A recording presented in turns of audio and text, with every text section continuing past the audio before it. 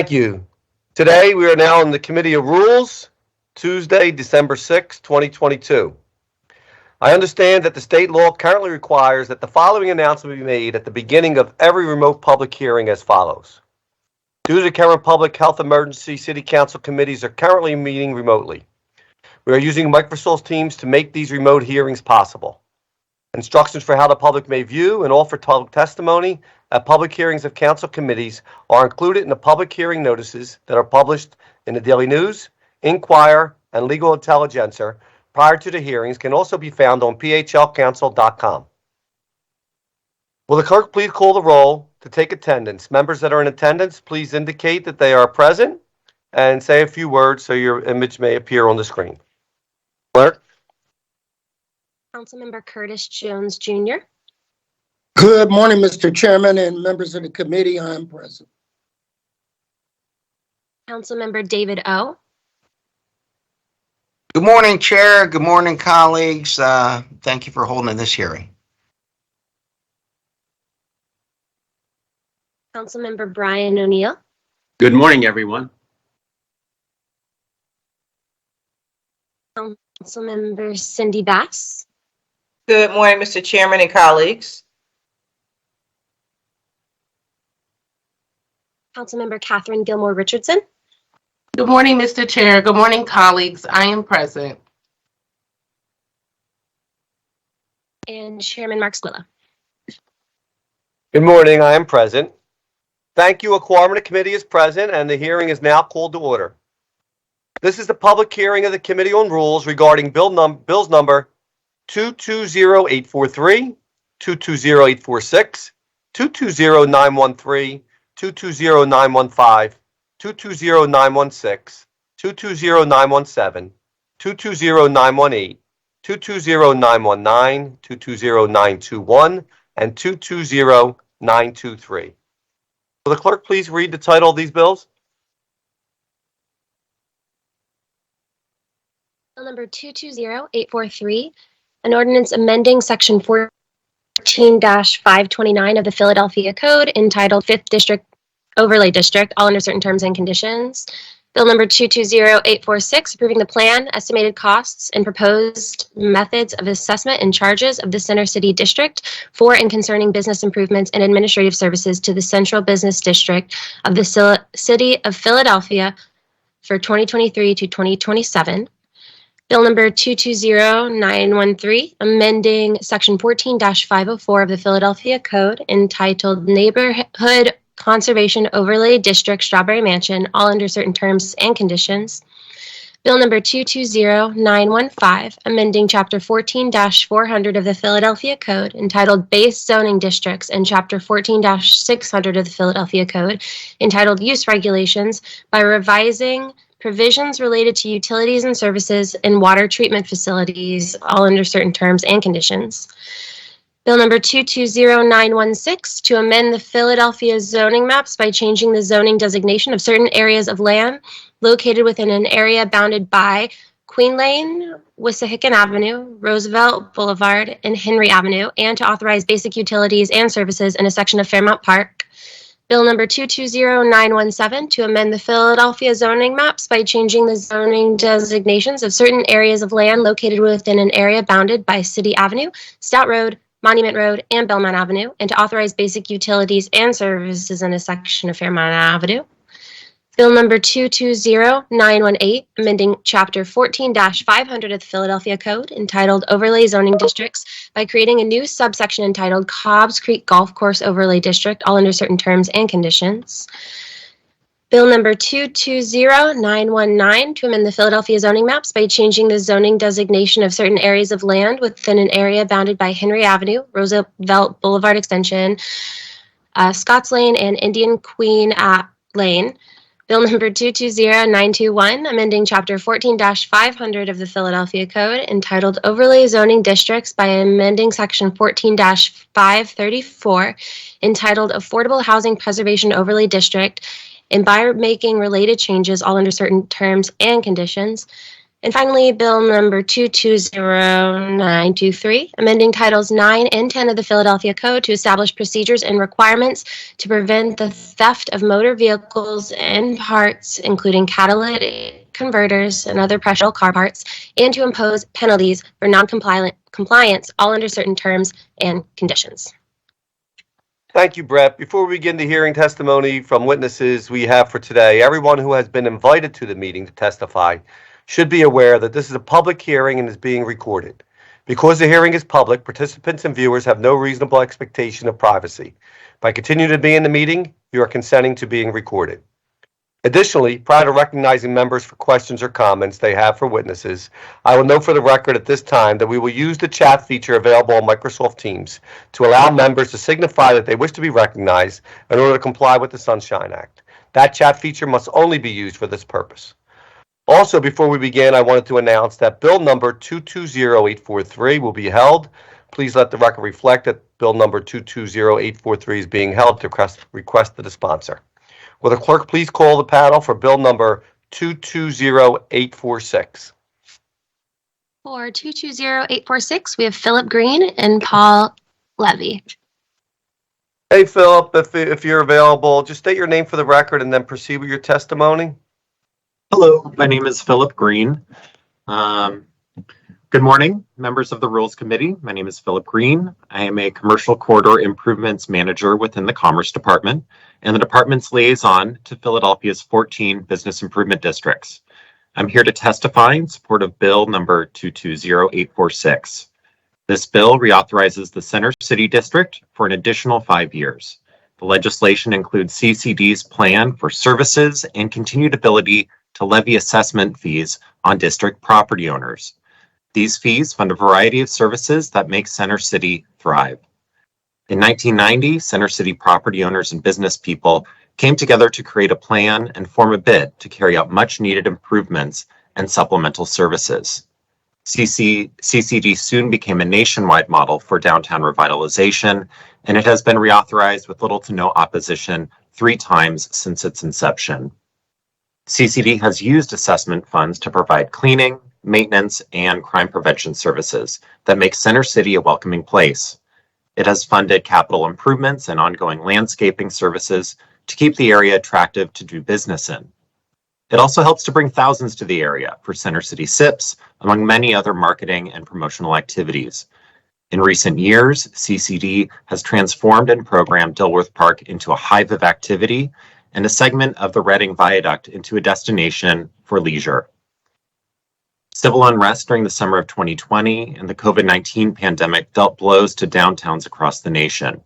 CCD's rapid response to overlapping crises stabilized the district, and its adaptation to shifting economic and workforce trends is rebounding the region's largest employment hub. CCD has also responded deftly to the real and perceived increases in crime and homelessness by deploying additional community service representatives, enhancing its bike patrol program, and increasing its homeless outreach from 2 teams of Ambassadors of Hope to 3 teams. The efforts of CCD to keep Center City competitive and successful continue to be critical to Philadelphia's overall future. The proposed plan will carry CCD's work into the years ahead and deserves our support. Thanks so much for the opportunity to testify, and I'm happy to take questions. Thank you, Phil, for your testimony, and we'll hold questions until after Mr. Levy testifies. Mr. Levy, I know you're present. You want to state your name for the record, and thank you for your current report that we just read. It seemed very promising. I appreciate all your work and help on that. Just state your name for the record and proceed with your testimony. My name is Paul Levy. I'm president of the Center City District, and council members, thank you very much for this opportunity to testify in front of the Rules Committee. And thank you, Phil, for your very positive testimony. I'm obviously pleased to provide testimony in favor of Bill 220846, reapproving the district for a period 2023 through 2027. This will actually be the 8th renewal that you have approved for us since we were first formed in 1990. As Phil indicated, we're a full-service business improvement district providing cleaning, security, marketing services, and park management. We've carried out more than $161 million in capital improvements here in the downtown as well, serving 1,676 properties on 220 blocks in the downtown. We're currently very happy to be programming Dilworth Park with the Made in Philadelphia holiday markets, the Winter Garden, and an ice rink. And I should say within the holiday markets, we have 40 local Philadelphia vendors, 35% of whom are minority-owned firms, 65% are women-owned firms. Overall, to provide our services, we've created 110 full-time sidewalk cleaning jobs, another 40 uniformed community service representatives who work in partnership with the police, and added since the pandemic a 40-person unarmed bike patrol, helping compensate for the shortage of Philadelphia police. Our more than 200 on-street staff are paid union scale wages. They come from every neighborhood in the city, and through our supplemental graffiti removal program, we're hiring both formerly homeless individuals and returning citizens.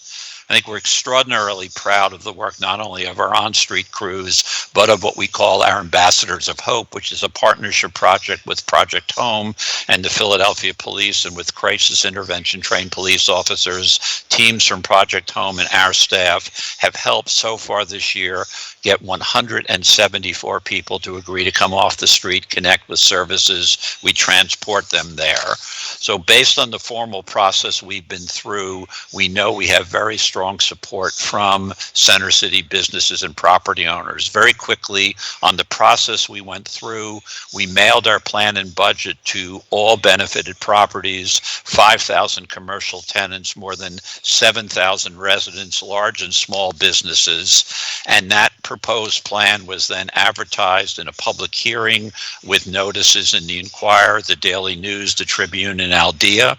The public hearing that we held under the Act on July 25th had 14 people come and testify in favor. No one testified against. And then the formal voting process that we need to go through under the Authorities Act requires people to notify their objection.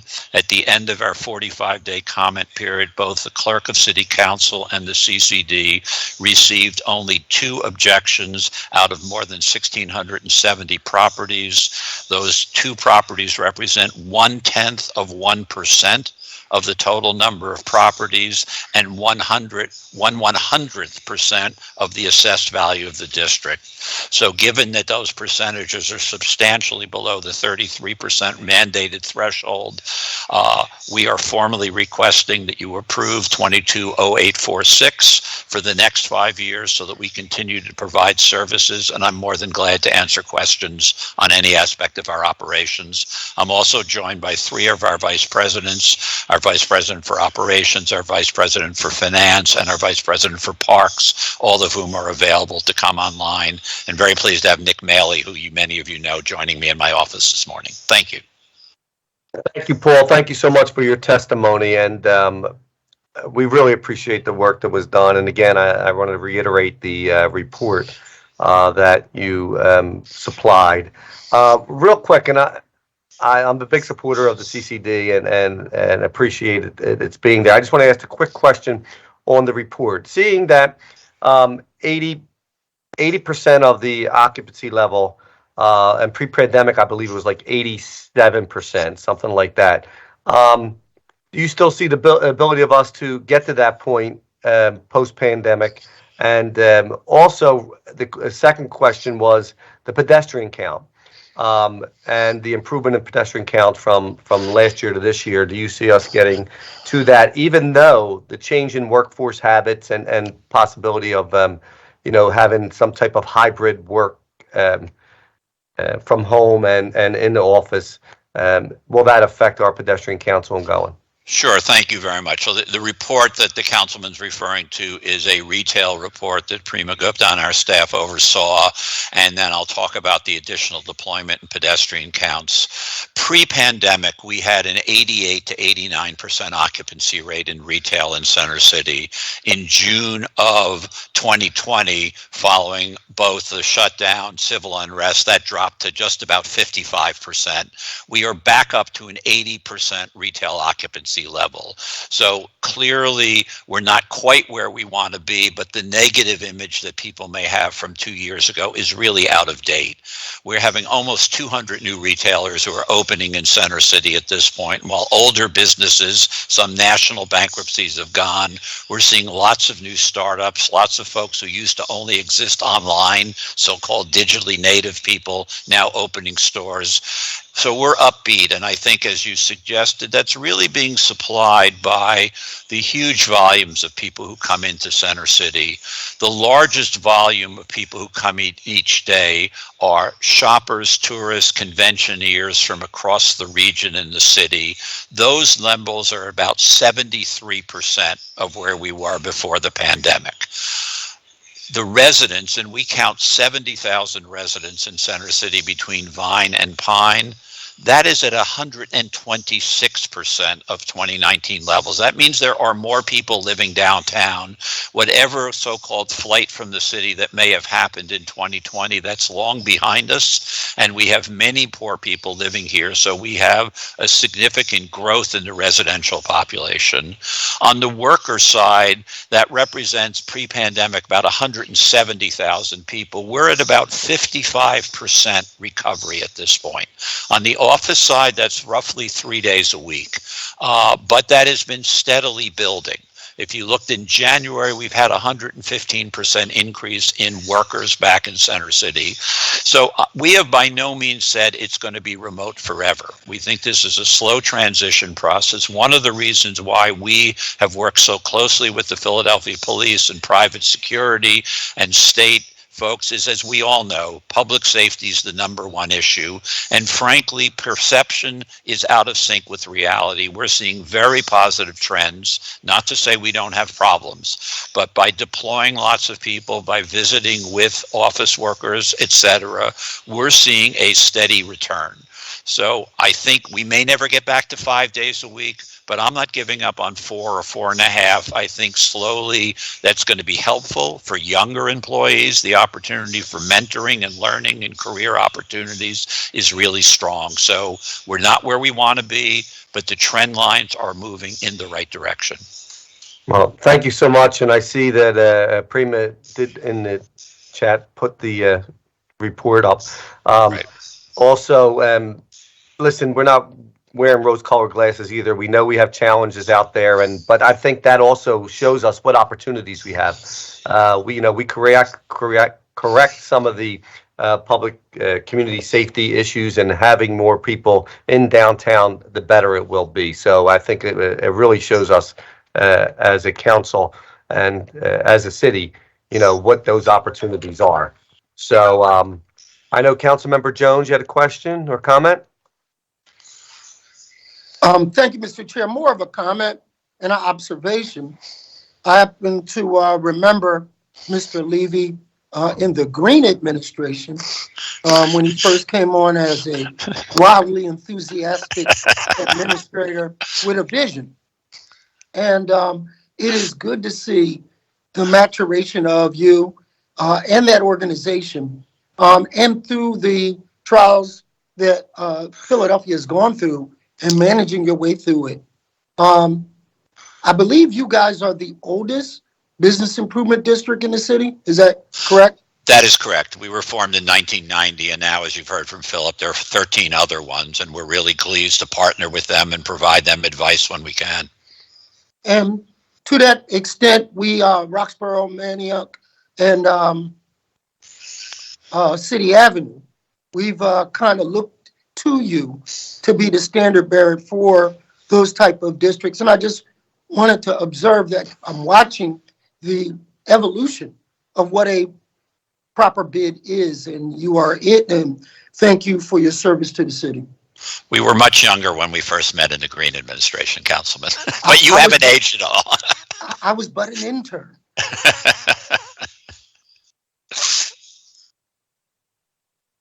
Thank you, council member. Are there any other questions for Philip or Mr. Levy on this bill? Hearing none. Thank you so much. Could I just add one thing, is that all Sure. of the bids across the city, 14 of them are meeting regularly, and so all of them are sharing expertise. We're pleased to participate in that, but I think all the other improvement districts represent a really helpful supplementary group of people out there, and we're pleased to partner with them and you on that effort. Thank you. Thank you again, Paul. Much appreciated. Is there anyone else here to testify on bill whose name has not been called? Hearing none, will the clerk please call the panel for bill number 220913? For 220913, we have Paula Brumlow Burns. Paula, if you want to please state your name for the record and proceed with your testimony. Good morning. I'm Paula Brumlow Burns, and I am Director of Legislation with the Philadelphia City Planning Commission. I am here to testify on Bill number 220913, which was introduced into City Council on November 17th, 2022 by Councilmember Jones on behalf of Council President Clark.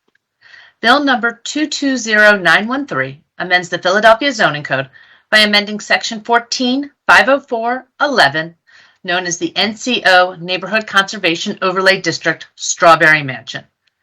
This bill will provide additional controls to the existing Strawberry Mansion Neighborhood Conservation District. The bill adds provisions for bay windows and establishes measurement directions related to the height of the front steps.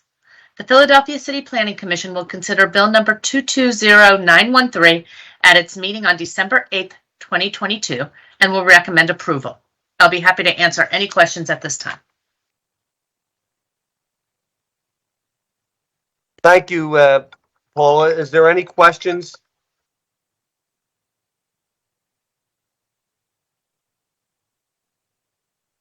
Hearing none. Is there anyone else to testify on this bill? Okay, thank you, Paul, for your testimony.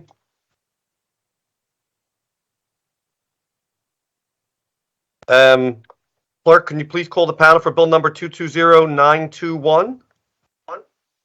220921, we have Paula Brumlow Burns. Good morning, Go ahead, members. Paula. I'm sorry. Good morning, members of the Rules Committee. I'm Paula Brumlow Burns, Director of Legislation for the Philadelphia City Planning Commission. I am here to testify on bill number 220921, which was introduced into City Council on November 17th, 2022 by Councilmember Brooks on behalf of Councilmember Gautier. Bill number 220921 amends the Philadelphia Zoning Code by amending Section 14534, known as the AHP Affordable Housing Preservation Overlay District. This bill will amend the existing overlay to provide exceptions to applicability for properties with qualified low-income housing developments. These developments will be composed of 40 or more dwelling units. The units are leased to households where more than 50% of the dwelling units are leased or reserved for households earning up to 50% of the area median income.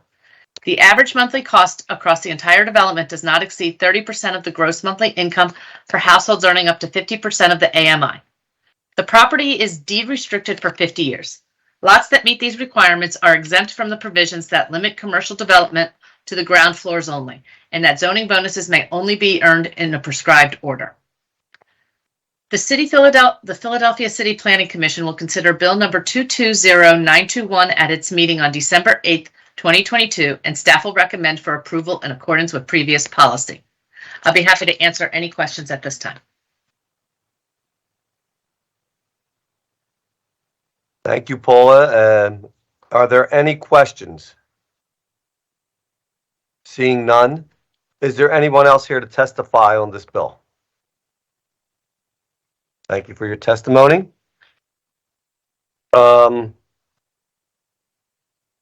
Hearing nobody else, will the clerk please call the panel for bill number 220915?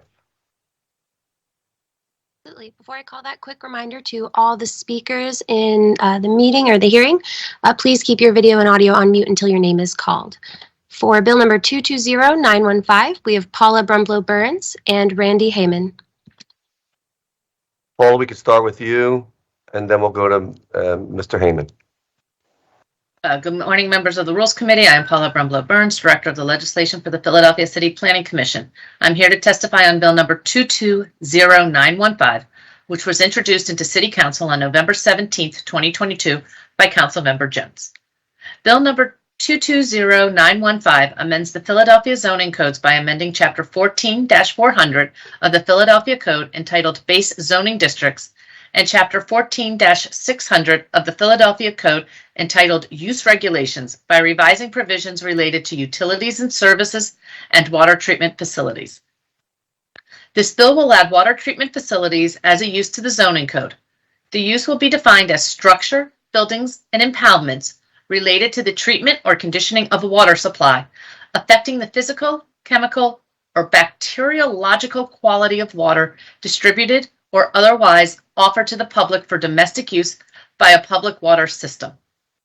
The use will be placed under the public, civic, and institutional use category and utilities and services major subcategory. A use-specific standard will also be added that the storage of chemicals used for treatment of drinking water, whether outside or in tanks, buildings, or other structures, is prohibited within 200 feet of any residential district.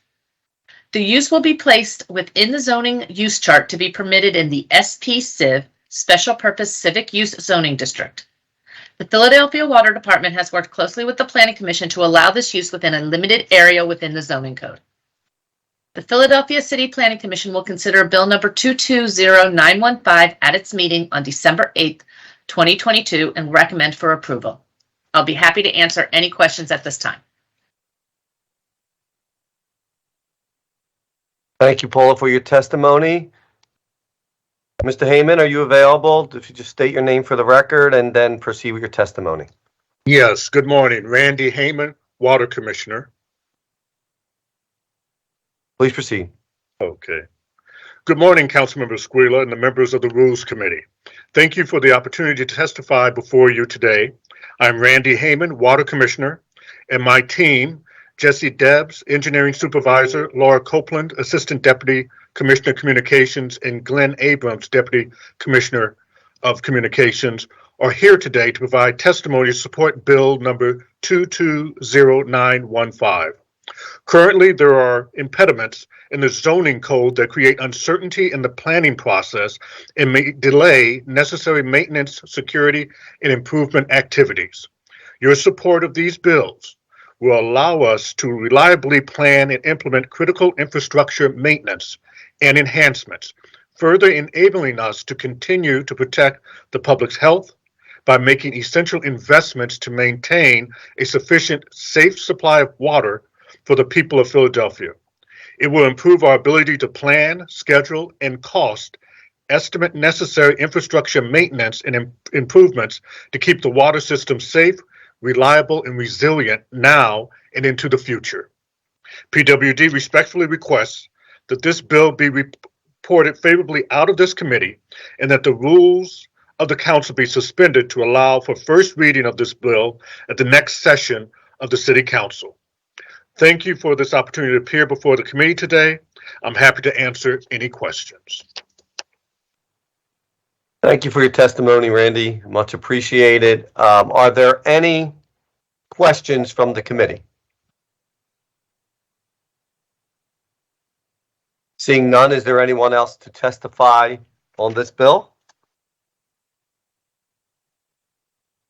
Seeing none. Thank you so much for your testimony. Thank you. Hearing none, will the clerk please call the panel for bill number 220915? Oh, no, I'm sorry. 220916. Or is it 15? Which one is it? I'm lost my spot. It's 16. The 16? Okay. The next three bills are actually all related, so it will be the same panelists, Paula Brumblow-Burns and Randy Heyman for 220916. All right, you know what? Let's go from let's hear a testimony on both. No, let's just stay two once. 220916. Paula, you want to proceed? I am Paula Bremblow Burns, Director of Legislation for the Philadelphia City Planning Commission. I'm here to testify on Bill number 220916, which was introduced into City Council on November 17th, 2022 by Councilmember Jones. Bill number 220916 amends the Philadelphia zoning map by changing the zoning designations of certain areas of land within an area bounded by Queen Lane, Wissahickon Avenue, Roosevelt Boulevard Extended, and Henry Avenue, and to authorize basic utilities and services in a section of Fairmount Park. This bill will amend the zoning maps from the existing Queen Lane Water Treatment Facility by taking existing zoning from RSA2 and RSA5, Residential Single Attached District, and I2 Industrial Medium Zoning Districts to the SP Civ Special Purpose Civic Zoning District. The bill additionally legalizes the existing pumping station within Fairmount Park pursuant to Section 14-4073A. This is a corrective zoning process and will bring a non-conforming use into an appropriate zoning district. The Philadelphia Water Department currently draws water from the Schuylkill and treats it at two plants, Belmont and Queen Lane. PWD proposes to make improvements to the plants and their intake pumps. The Philadelphia City Planning Commission will consider Bill number 220916 at its meeting on December 8th, 2022, and will recommend approval. Paula, thank you for your testimony. Randy, if you want to just state your name again for the record and proceed with your testimony for this bill. Yes, thank you. My name is Randy Heyman, Water Commissioner. I will refer to my previous testimony for Bill number 220915 and will be available for questions. Thank you, Randy, for your testimony, and for the record, testimony will be submitted. Are there any questions from the committee or any of the panels? Councilmember Jones? Thank you, Mr. Chairman, and thank you, Planning Commission and Water Department. As the former chair of Public Utilities and Transportation, I've had an opportunity to look at the important function of our water treatment plants. Many people do not know that there are only two sources of water for residents of the city of Philadelphia. Is Delaware Avenue, Delaware River for the eastern part of the city, and the Schuylkill for the western part of the city. More and more, that aging infrastructure has to take into account modernized treatment processes.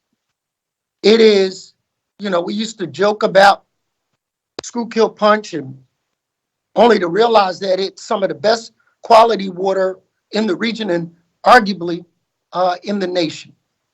So these bills will allow those needed improvements to begin to be planned, to begin to be discussed with respective communities. And we are supporting that negotiations and that discussion. And we are thankful for the quality of service that we get from our water department. Thank you, Mr. Chairman.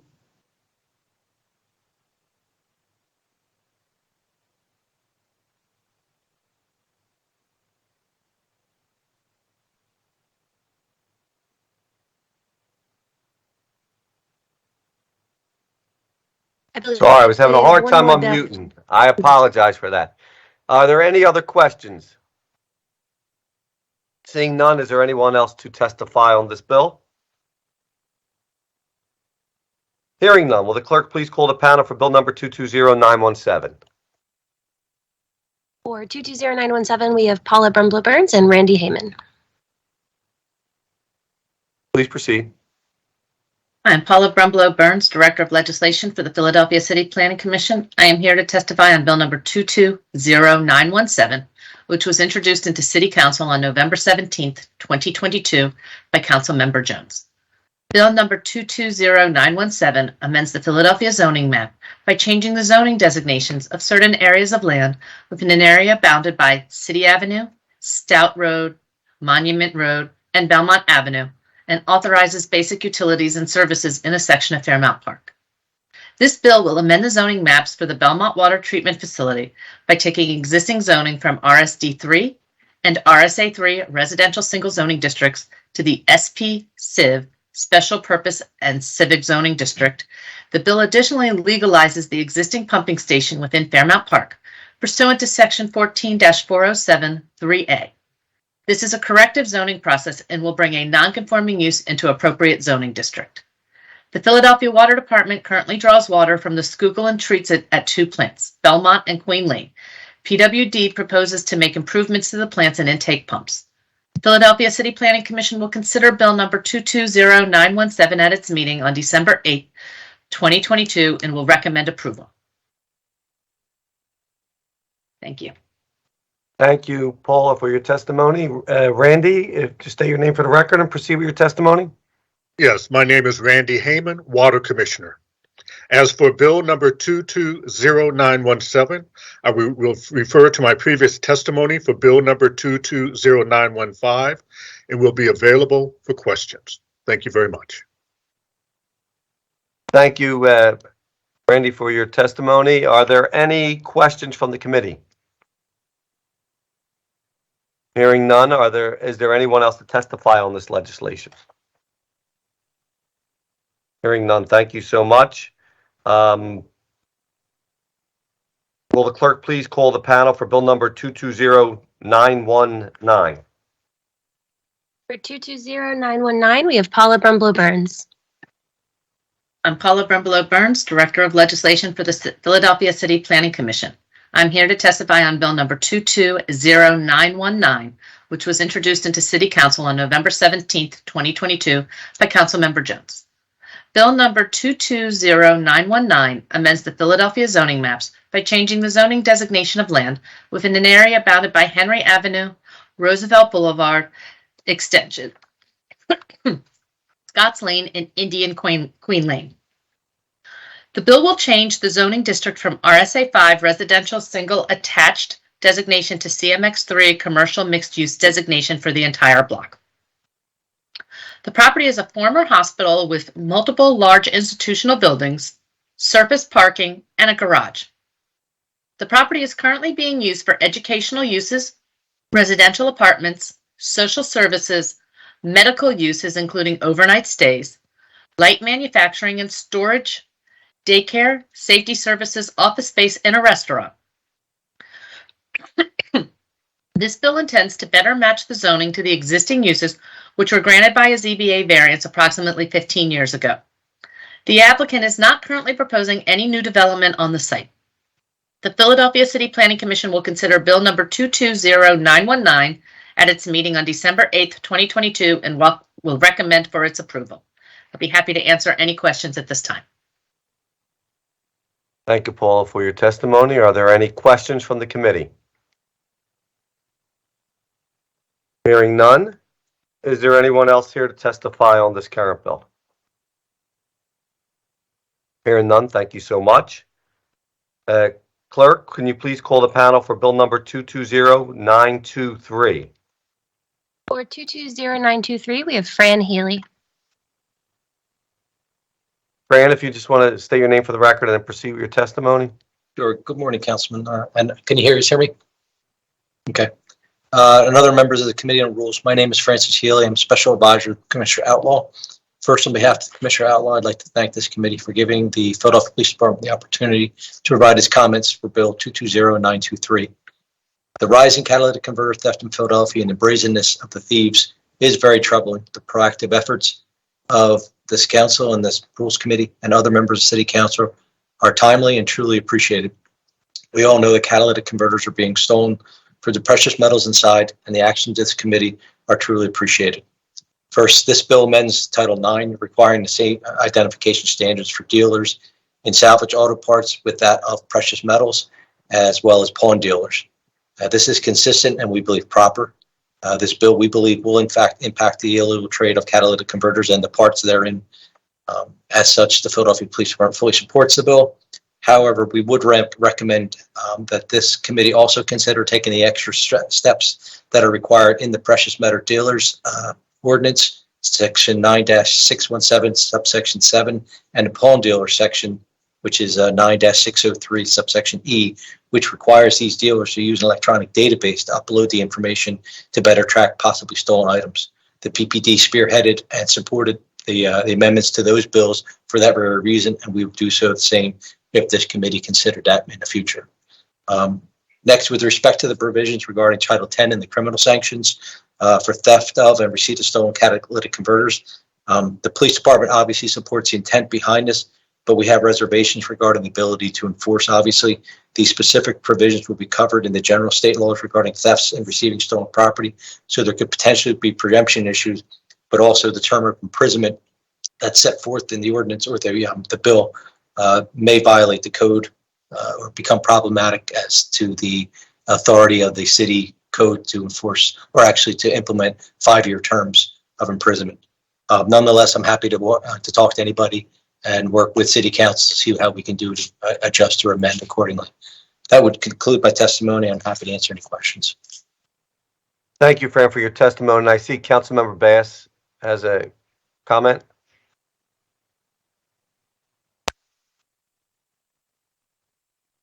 Yes, good morning, and thank you, Mr. Chairman. I just wanted to thank the Philadelphia Police Department for working with us on this bill.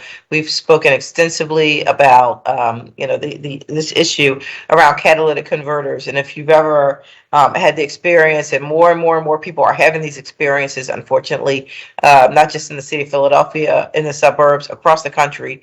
It's just a problem that we really need to get a handle on as quickly as possible. Mr. Healy, I just wanted to, number one, say thank you to you for all of your help and expertise over the years with the Philadelphia Police Department. I noticed that you had a number of things that were reservations, and I can assure you that these are things that we will take very seriously, and we'll circle back to you with possible amendments in the future. So we'd like to pass the bill out today as is, but we would like to still have the right to reserve before final passage some additional amendments if possible. So thank you so much for your help on this.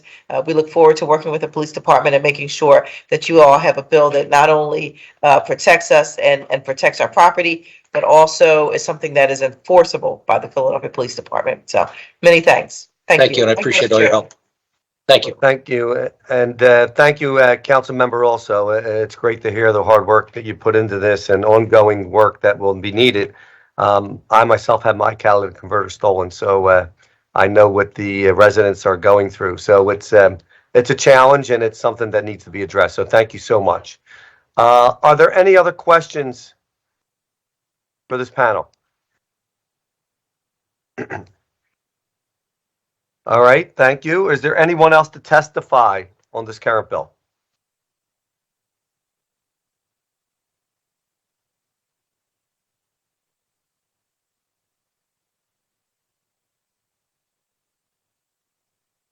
Mr. Chair, I believe you're muted. Is there somebody else to testify? Not for this bill. Our next item is our last. All right. I know there's somebody has their hand up. I'm not sure if that's somebody who's testifying. Carter. That individual did not sign up to testify for this item. They will be speaking later on public comment. Okay. All right. Thank you very much. All right.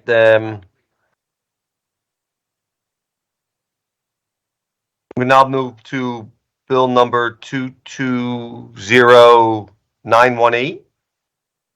I will now recognize Joshua Cohen to read into the record the written testimony of Senator Vincent Hughes. Thank you, Chairman Squilla. This letter is from Senator Vincent Hughes. As you know, I represent the Overbrook section of the city, which includes the Cobbs Creek Golf Course. In your role as chair of the Rules Committee, please accept this letter as an official letter of support for the Cobbs Creek Foundation's plan to revitalize the Cobbs Creek Golf Course. I respectfully urge the Rules Committee to approve the Cobbs Creek Foundation's overlay ordinance today. Cobbs Creek is a significant piece of not only our city's history, but our nation's. When it opened 100 years ago, it became a place for black golfers and women at a time few other public courses allowed them. It was the home of legendary golfer Charlie Sifford, known by many as the Jackie Robinson of golf, and it's one of only 5 courses nationwide inducted into the Black Golf Hall of Fame. But golf is only one part of this impactful project. In addition to restoring the public golf course to its former glory, the Cobbs Creek Foundation will restore the creek bed, create wetlands, and put an end to the flooding and erosion that have plagued this property for years. The project will remove years of diseased overgrowth and put an end to illegal trash dumping. Millions of project dollars have been earmarked for environmental improvements to the area, ensuring that that Philadelphians and all southeastern Pennsylvania will enjoy it for generations. Finally, this project will stimulate our local economy by creating a new part-time and full-time jobs accompanying the construction and operation of the project. Looking long-term, restoring the golf course will allow our community to host major golf events, which will draw visitors from both in and outside the city. This project will breathe new life into the area and spark much-needed investment in both Overbrook and the entire city. I believe the investment by the Cobbs Creek Foundation will be transformative for Philadelphia, and I appreciate all the outreach that the foundation has done to better understand the community's wants and needs. I strongly urge the committee to approve the Cobbs Creek Foundation's overlay ordinance today. Sincerely, Vincent J. Hughes, Chairman, Senate Democratic Appropriation Committee, Pennsylvania 7th Senatorial District. Thank you, Joshua, for that. And now, Clerk, would you please call the panel for bill number 220918? For 220918, the first panel, we have Paula Brumblow Burns and we have Catherine Ott Lavelle.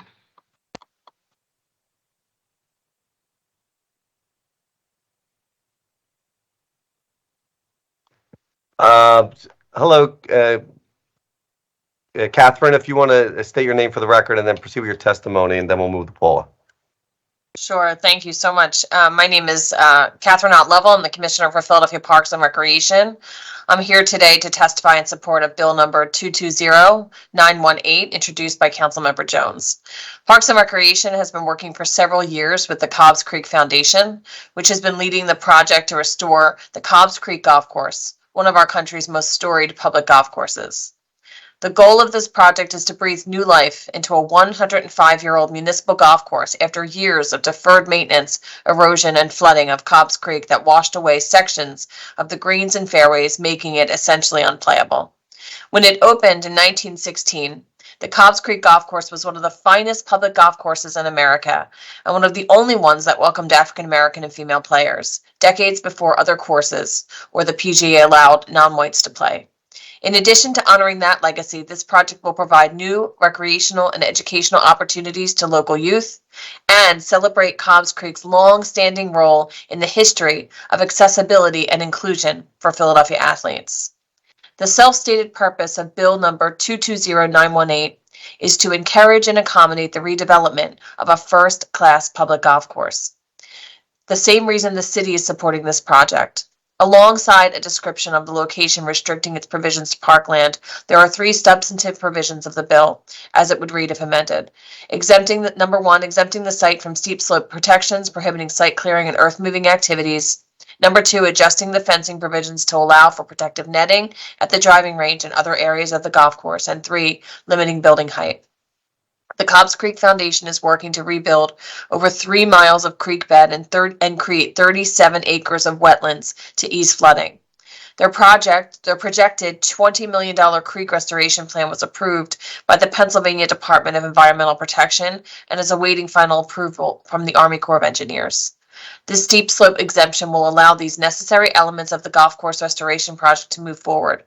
Ultimately, we anticipate that 15,000 new trees, plants, and shrubs will be planted across these grounds.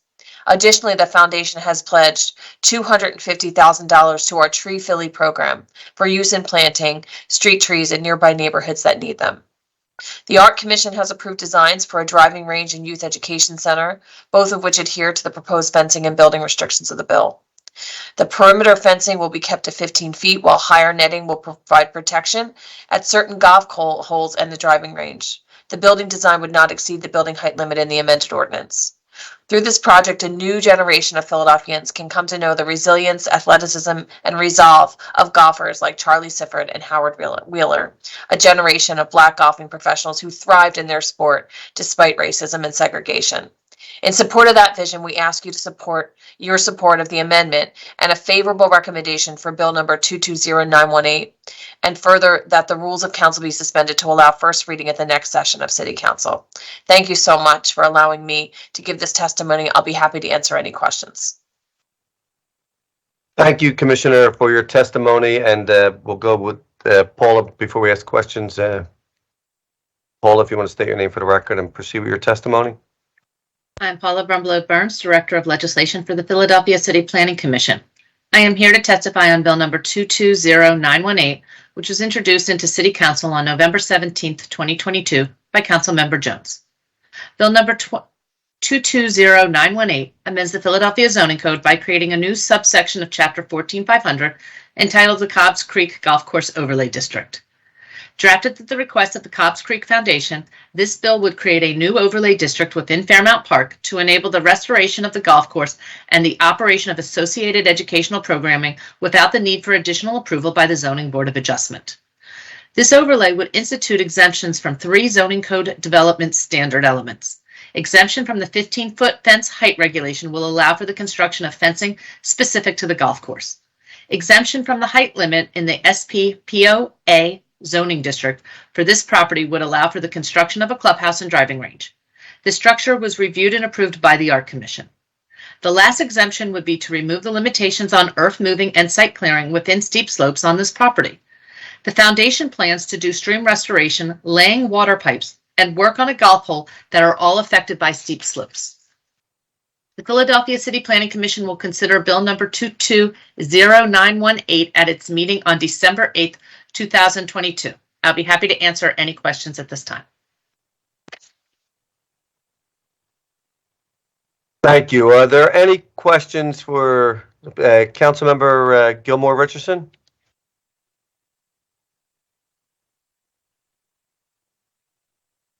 Okay, good morning. Thank you so much, Mr. Chair.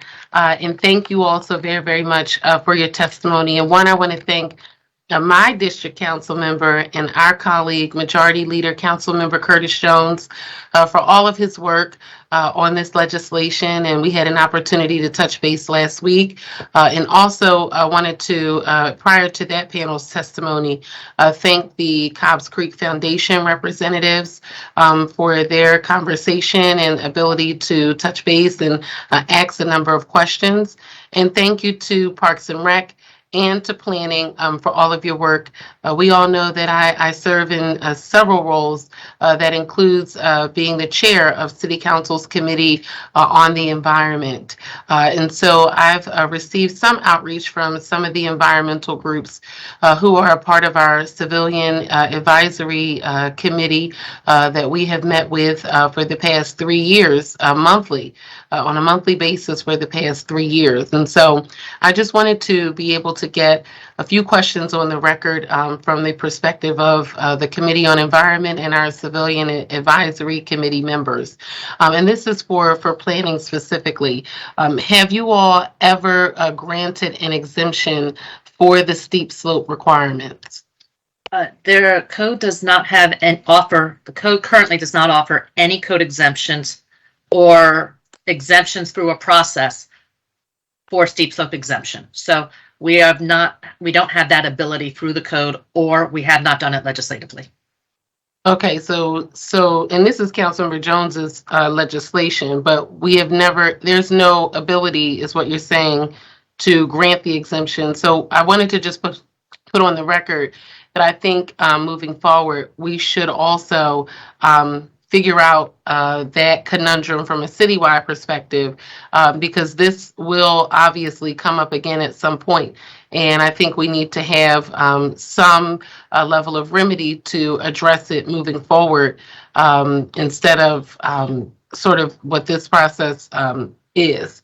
And so how do you think this will impact the neighborhood and the surrounding communities by granting the exemption? We only got their study yesterday, the study for the stream restoration yesterday. So we have not necessarily had it full time to review it and analyze it. I'm That is- assuming that our water department has reviewed it though. So I would assume that the stormwater people at PWD have at least looked at it, but I cannot answer that. Okay, that's fine. So what I would request is if we could just get your follow-up from planning and then also from PWD to the committee so that we have that for the record. And then lastly, do you anticipate, and this could be also for parks, any additional costs that the city would have to bear as it relates to the environmental impacts of the project? I do not know that personally for the planning commission. This is Catherine from Parks and Rec, council member. We don't anticipate any additional costs at this time. Okay, and if that changes, will you be able to let us know that in writing? Yes. Okay, and that, because that helps us with planning for any potential citywide steep slope exemption that needs to take place in the future, just so we have the information and the data. Okay, thank you. That's all I have, Mr. Chair, for panel 1. Thank you very much.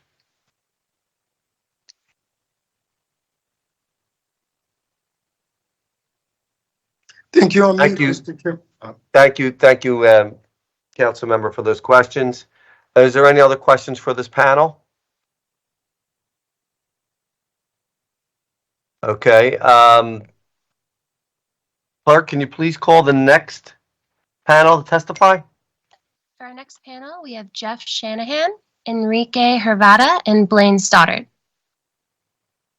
Thank you. We'll go in that order. Jeff, if you want to start, just state your name for the record and then proceed with your testimony. And after all 3 testimonies, we could ask if there's any questions. Yeah, hello everyone. My name is Jeff Shanahan. I'm the president of the Cobbs Creek Foundation. I believe I was going to show a presentation. Is there a way to either pull that up or enable the screen share? If Haji is on, they were given screen share ability, and if they are not on, we just may need a moment for council support to give me the access, and I would be able to do it. But I don't know if you would like to pause for council support to make that happen, or if you would like to move on with your testimony, and I can work on that while you speak. Your preference. Sure. I'll just get started. Just proceed with your testimony then, and they'll work on getting that share set up. Great. So as I mentioned, my name is Jeff Shanahan. I'm the president of the Cobbs Creek Foundation. Thanks for letting me present my testimony to you all today. The Cobbs Creek Foundation is a nonprofit 501c3 entity that has signed a 70-year lease, including renewals, with the city of Philadelphia. The purpose of the lease and for our foundation is to not only restore this historical landmark to its former glory, but to do it with a purpose by using 100% of the excess revenues generated from the golf course operations to fund educational and community program. In the presentation that we'll hopefully pull up in a minute, oh, actually I have screen share now, so just 1 second.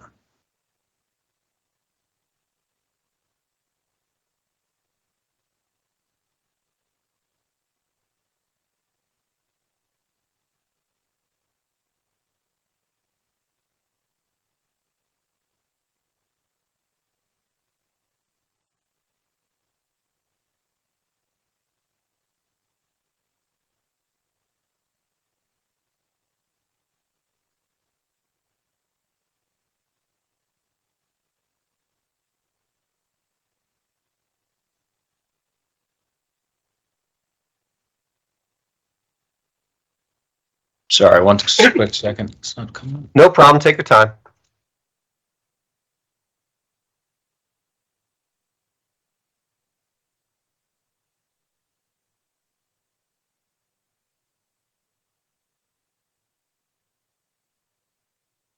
Yeah, I'm unable to pull it up. It's not letting me. Hold on 1 sec. Okay, there we go. Is that Haji? I don't know Okay. if was that Brett? Who's That's sharing? actually, that's me. That's me. So Okay. you may let me know when to move on. Sure.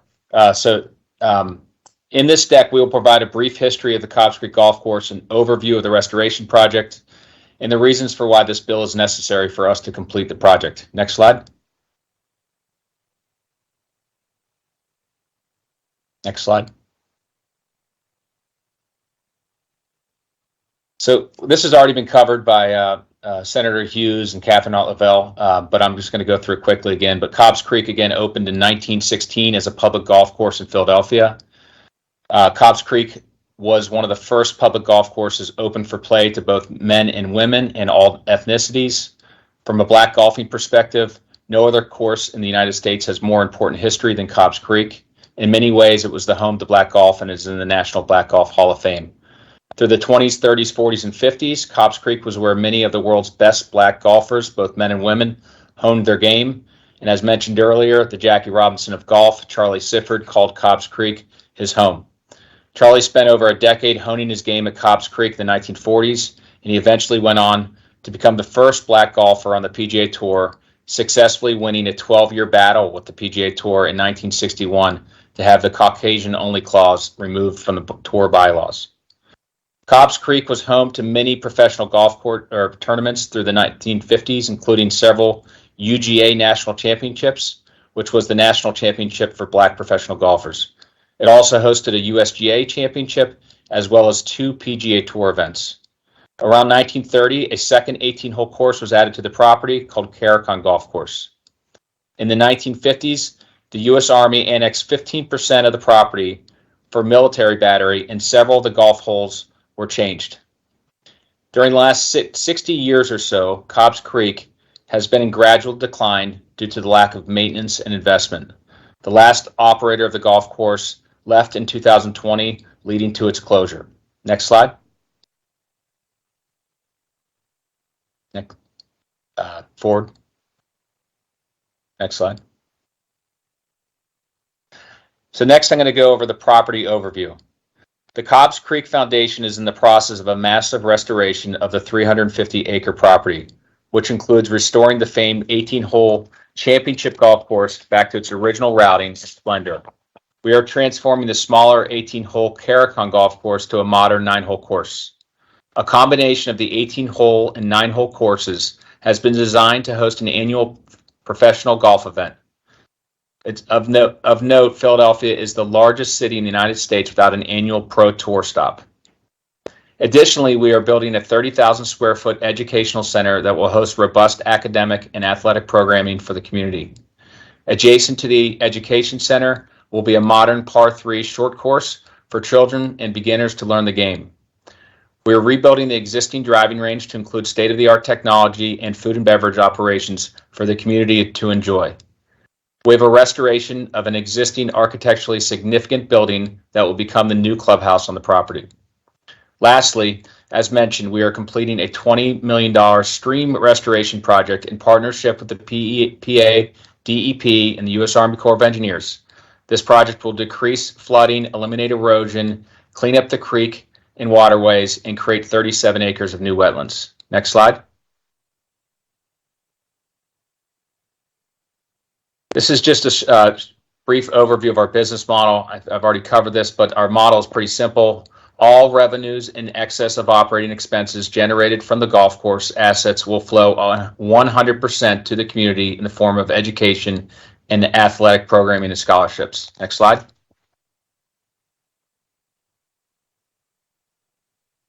Briefly, from a timeline and budget perspective, due to the immense size and scope of this project, we've broken the project up into several phases, which you can see on the screen, which we intend to have all completed by the end of 2025. We are planning to open the driving range and education center by the start of the 2024 school year. Our budget to complete the project is $132 million. We have been successful in fundraising efforts and have around $65 million in official funds raised and just under $25 million in verbal and pending gifts for a total of close to $90 million. Next slide. So why is the disturbance of the steep slope necessary? So there are 3 areas of steep slopes on the 350-acre property that require earth disturbance. The first is for our creek restoration area with steep slopes on the banks of the creek. The second is a small area where we intend to build a retention pond for irrigation purposes.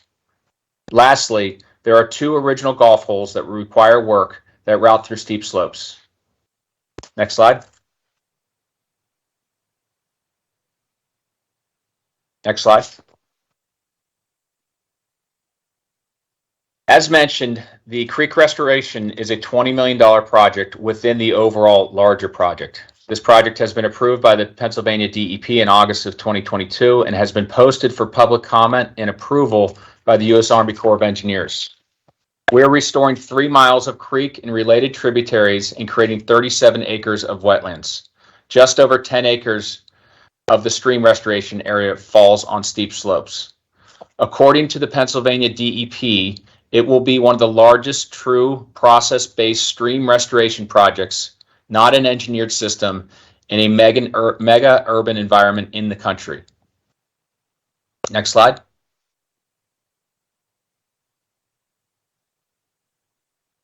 In order to successfully irrigate a property of this size, a retention pond is needed to store water. There is less than a half acre of steep sloped land that requires disturbance to build this retention pond. The foundation has secured approval from the Delaware River Basin Commission to extract enough water from Cobbs Creek to perform the required irrigation. Next slide. Two of the original golf holes that were rerouted after the military annexed part of the property will be restored back to their original routing as part of this project. These two holes, numbers 6 and 12, include 2.75 acres of steep slopes that require disturbance. Next slide. These are two diagrams on the steep slopes and the golf course and which ones have to require some disturbance. You can go to the next slide. Next slide. As mentioned earlier by the earlier testimony, in addition to the steep slope exemption within the bill, it also provides for a maximum building height of 50 feet, driving range netting not to exceed 150 feet, and up to 15 feet of fencing around the property. That concludes my testimony for today, and I'll open it up to questions. Thank you so much for your testimony. Let's finish with the testifiers, and then we can ask questions to the panel. Blaine, I see that you're on. Do you want to state your name for the record and then start with your testimony? Mr. Chairman, I thought Enrique Hervado, I want to yield to him if he's available, and then I'll go. Okay, Enrique, just state your name for the record and then proceed. Yeah, I'm not scheduled to speak, Blaine, so go ahead. Okay, great. Thank you so much, Mr. Chairman. First of all, my name is Blaine Stoddard. I run BFW Group, which is a construction project management company. We provide professional services around the city on major projects. We were the assistant project manager for Comcast. We are the owner's representative in your district, Mr. Chairman, for the new Jefferson Medical Tower, which is a 19-story tower at 11th and Chestnut. And we have done affordable housing and managed affordable housing projects, the construction in West Philadelphia. And I'm very honored to be part of this panel. Mr. Chairman and Councilman Jones, and to the honorable city council members and listeners, I am here in 100% full support of this project. Councilman Jones, maybe 13 years ago, mentioned that he's going to do something at Cobbs Creek. And I was thinking, but Cobbs Creek, that's in West Philadelphia along 63rd Street, and I don't see a golf course there. I did not even know where the golf course was.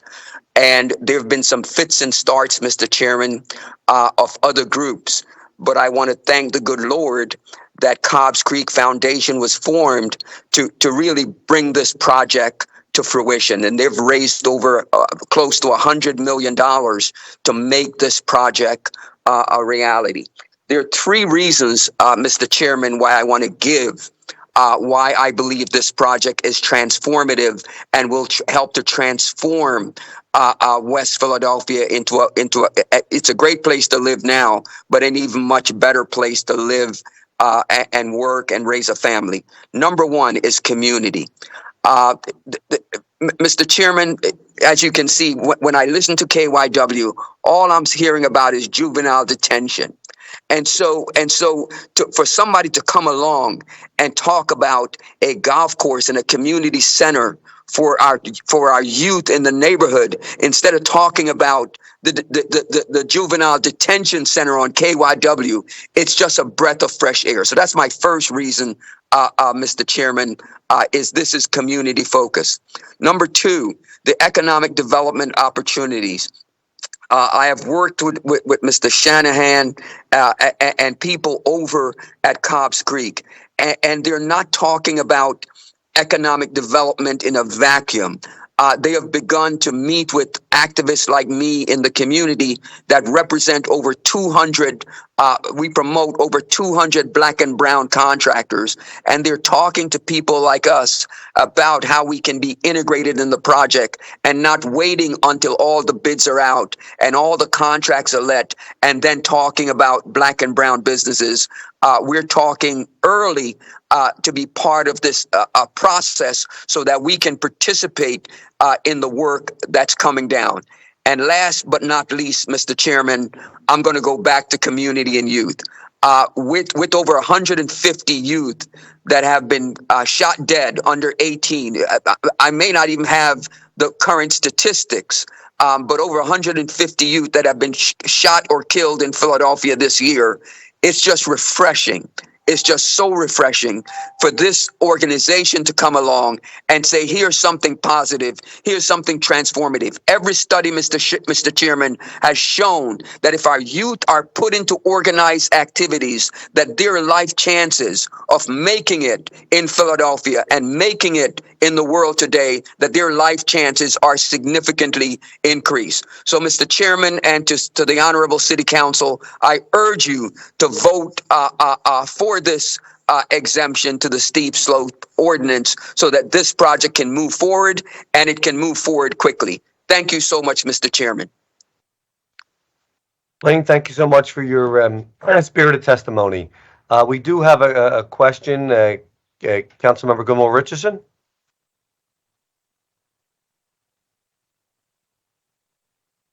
Thank you.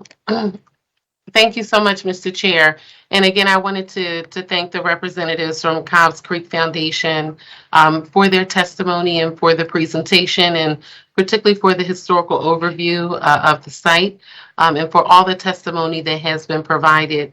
Again, I want to just be very clear that as the chair of Council's Committee on the Environment and the convener of more than 60 plus environmental groups for the last 3 years on a monthly basis, that I wanted to get questions on the record relative to the potential environmental impact of the project, so that we have those questions and answers on the record for the benefit of the committee and for the overall community. One, I wanted to circle back to the folks from the Cobbs Creek Foundation. If you could talk to us about and really explain in detail your plans for the creek restoration, and if you could provide the restoration and erosion and sediment control plans that you all submitted to DEP to the committee. And has PWD had the opportunity to review those plans, and have you received their approval for erosion and sediment control? And also if you've sent those plans to stormwater management as well. And if so, can all of that be shared with the committee? Sure. So this is Jeff Shanahan again from the foundation. All plans have been submitted to PWD, and we have received several approvals. This is a massive project, so there are parts of the property, because it's divided up into phases, that will be permitted as the project moves along. But specifically on stormwater and sediment control, we definitely have received necessary approvals for the creek part of the project. I think it's to an earlier question you had about the steep slope exemption as well, and how that would impact stormwater management. The Cobbs Creek, the low point of it, is a recipient of 10 square miles of drainage from around the city and some of the adjacent suburbs. And Delco, so obviously, too. Yeah. So the purpose of the whole purpose of the stream restoration, one of the main purposes is obviously to handle that sort of stormwater. So this is probably the largest stormwater management project ever being done in the city of Philadelphia. So while we don't take steep slope disturbance lightly, there's certainly a lot of dollars going in to make sure that any storm, whether it's from steep slope or not, is being handled correctly. Did I answer? You had a few questions. Yeah, now I was asking specifically around the erosion and the sediment control. Has PWD approved those plans? And I asked because I also have another constituent case from another area of the city that some of these issues have come up in that particular case as well. And I just don't want to be in the same space and place with the community on this issue. So has PWD, has the water department with the city approved the erosion and the sediment control plans? Not just from the DEP perspective around the restoration, but also with PWD. Yes, from what I'm aware of, PWD, who we've been working in conjunction with the whole time over the multi-year process of putting together the stream restoration project, has seen everything and has approved all the plans related to the creek project. Okay. And then I wanted to ask another question around how you plan to develop the wetlands on this site, and if you could talk about what you intend to do around wetland credits once the restoration project is completed. Sure. So as I mentioned earlier, part of the stream restoration project, as approved by DEP, includes the creation of 37 acres of new wetlands, floodplains, basically adjacent to the creek itself. We are hoping, it's certainly not a guarantee, that we will receive credits from the DEP that will be of a dollar value to help offset that $20 million price tag on the creek restoration project. We are in the process of trying to get approved for a mitigation bank. We're working with Resource Environmental Solutions, who's done work in the city already, and we'll be partnering with them on the creek restoration project for the credits themselves. Just for context, we don't anticipate those credits being worth anything more than 20% of the overall cost of the project. So while we were hoping that the credits would be worth the entire price tag of the project, it's not going to work out that way. I see, and that's why I was asking, particularly because of the size of the project, and what the impact would be for city-owned land. So what do you all anticipate? And if you could just explain what you think the impact would be for the city-owned land, I guess because it's not, what you originally anticipated. Well, what we originally anticipated was just the value of those credits. So when we went down the path of conceiving this project, we thought early on, based on our studies and work with DEP, that the value of those credits would be worth the total value dollars that we put into the creek itself. In terms of the impact to city land, that hasn't changed. I mean, the impact is obviously, from what we gather and DEP says, is all positive. We'll have a properly flowing creek. We'll control the erosion along the creek banks. We also have a project that's separate of the Cobbs Creek project, but we're working with Water Department on for a new combined sewer overflow to stop the raw sewage from flowing from the adjacent neighborhoods into the creek, which happens as we speak now. Okay. From an additional infrastructure perspective. And so the reason why I asked, because you all are technically leasing the city-owned land. So typically with the credits process, like what happens from an ownership perspective? That's what I was asking. Oh, yeah. So we're going to partner with Resource Environmental Solutions, most likely, that will be performing the work on the creek itself. They'll be the permit holder for the DEP and Army Corps of Engineers, and they would also be the recipient of those credits. That company will then use those credits to make a contribution to the creek kind of price tag, which again, we anticipate being less than $4 million of the total $20 million cost. Okay, and then just one of my last questions, and I'll submit additional questions to the chair for follow-up, particularly because we were able to have a great meeting with the Cobbs Creek Foundation representatives, and I thought you all really did a great job with addressing some of the concerns that I raised during the meeting last week. But if you could just talk about, and I want to get this on the record because this is one of the first questions I had for the group last week, and you all mentioned the significant issues in this particular area, and I'm going to call it our area because I live adjacent, with runoff, including from the neighborhood, and you just talked about it, it's major highways, Route 1 and a couple other routes that go through that area, all the major roadways that we have, other impervious surfaces in that community. What additional cumulative burden could this project put on our watershed that already needs, as you know, significant improvement, especially to address combined sewer overflows in that area? And I just went by there not too long ago. I was riding down Route 1 and was able to see how you all have sort of managed sort of the bundling of the branches and the trees and that kind of thing. So if you could just talk about that. And then finally, this was my biggest question in the meeting we had. That, once the golf course is finished and it looks great and it's pretty, it will require significant water use in addition to real heavy use of fertilizers. And so if you could just talk about that from the runoff perspective for the local community, so that we understand what that will mean around environmental impact for the local community, which is primarily Black and brown. And, I listened to all the buzzwords that were utilized. I listened to, everything that you all were saying. But at the end of the day, we have to ensure that from an environmental perspective, that we are thinking about the folks who live in that community. Sure. And just to address, I think you had two questions there. First, on the impervious space side, we have a very minimal amount of new impervious space from an acreage perspective on the property. Again, it's 350 acres.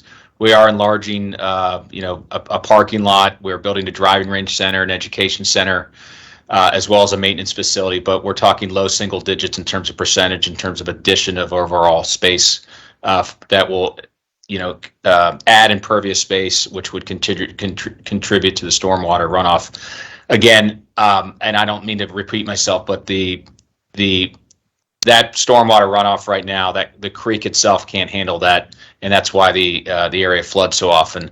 Our creek restoration project is, as I mentioned, the largest urban waterway restoration project that the DEP has heard of in the country.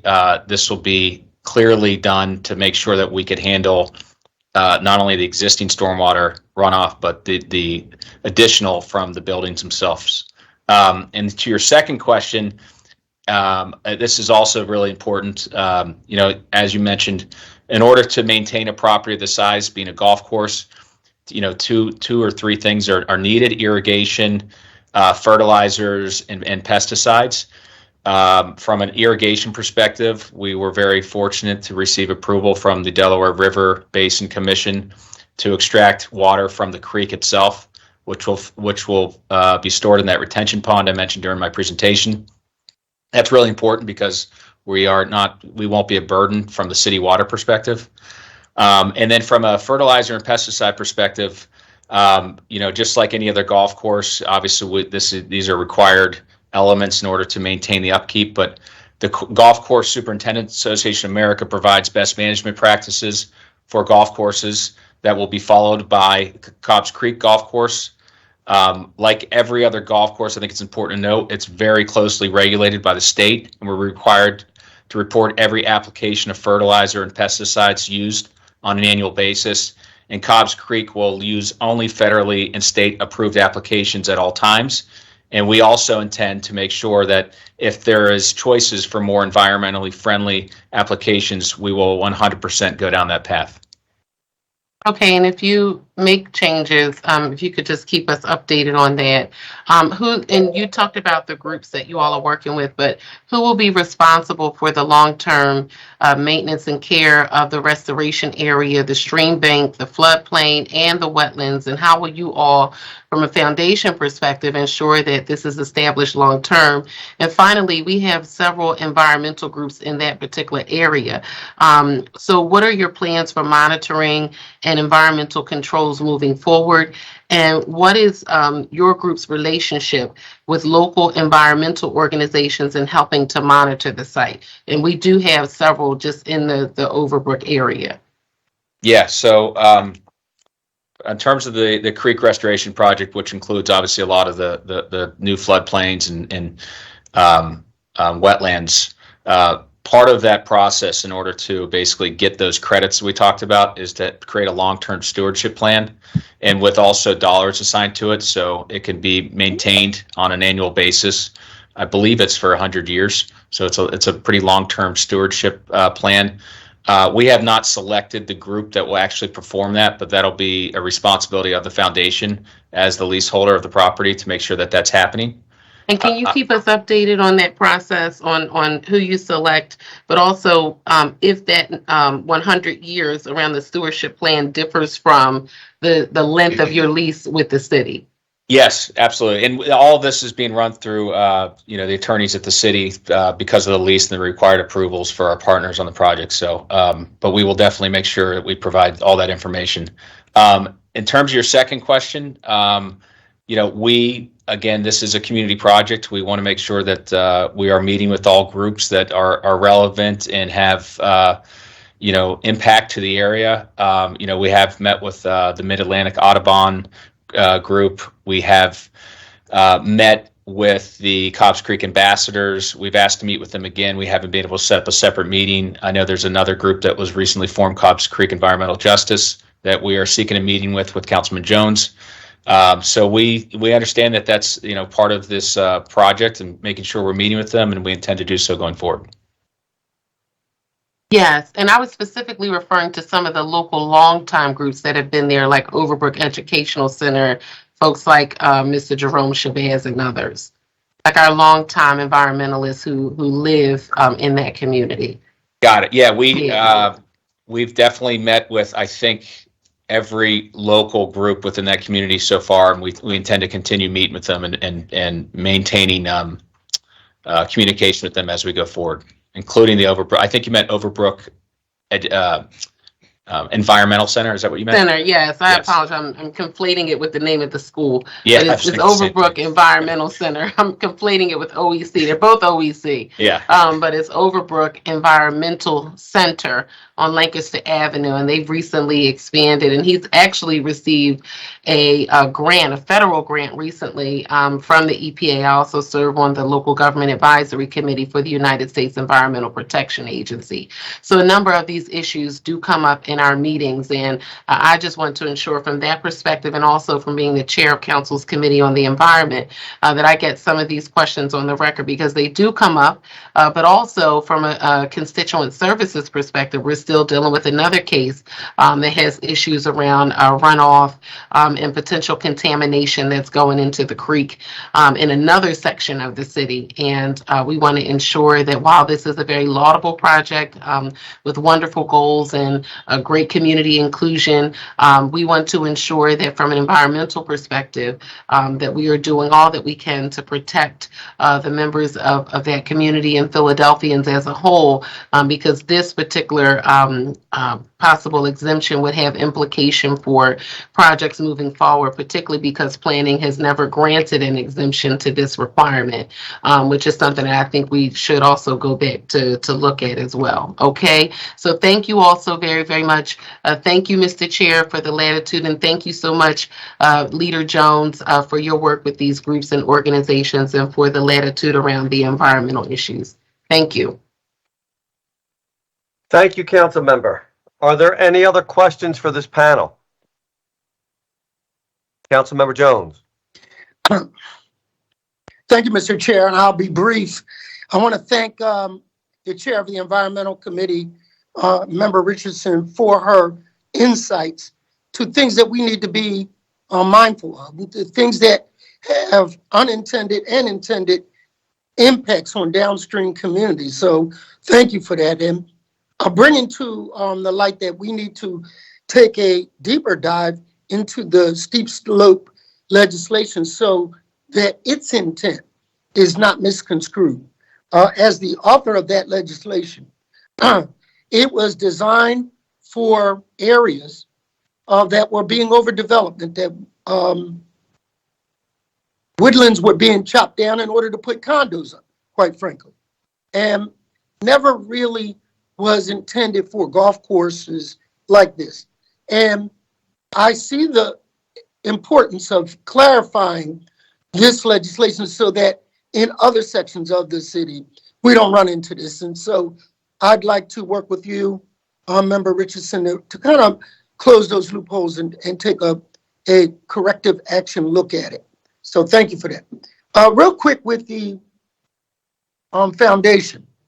When, to your recollection, when did this discussion of a improvement to the golf course start? What year, do you remember?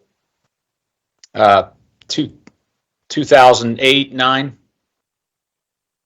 Under the Nutter administration, correct? Correct. And it took us about 7 or so years to get a lease, correct? A decade. A decade to get a lease. In that time, has construction and labor prices gone up? Significantly. And that has moved the project from one figure to a higher cost, is that correct? Yeah, both the scope and the cost have gone up. And you guys didn't run away? We have not run away. Thank you. You did not run away. How many golf teams for youth will be created through the operation of this golf course? We anticipate, partnering with several of the local high schools for golf teams. We have actually a gift that was given by an anonymous donor for West Catholic. We also have other money set aside for local golf teams. So I don't know the exact number, Councilman Jones, but it'll be significant.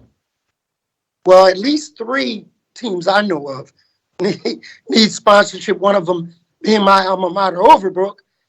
West Philly Aces and Lamberton are some that come to mind, which is important. How many students will be taken into the golf course to learn golf course management,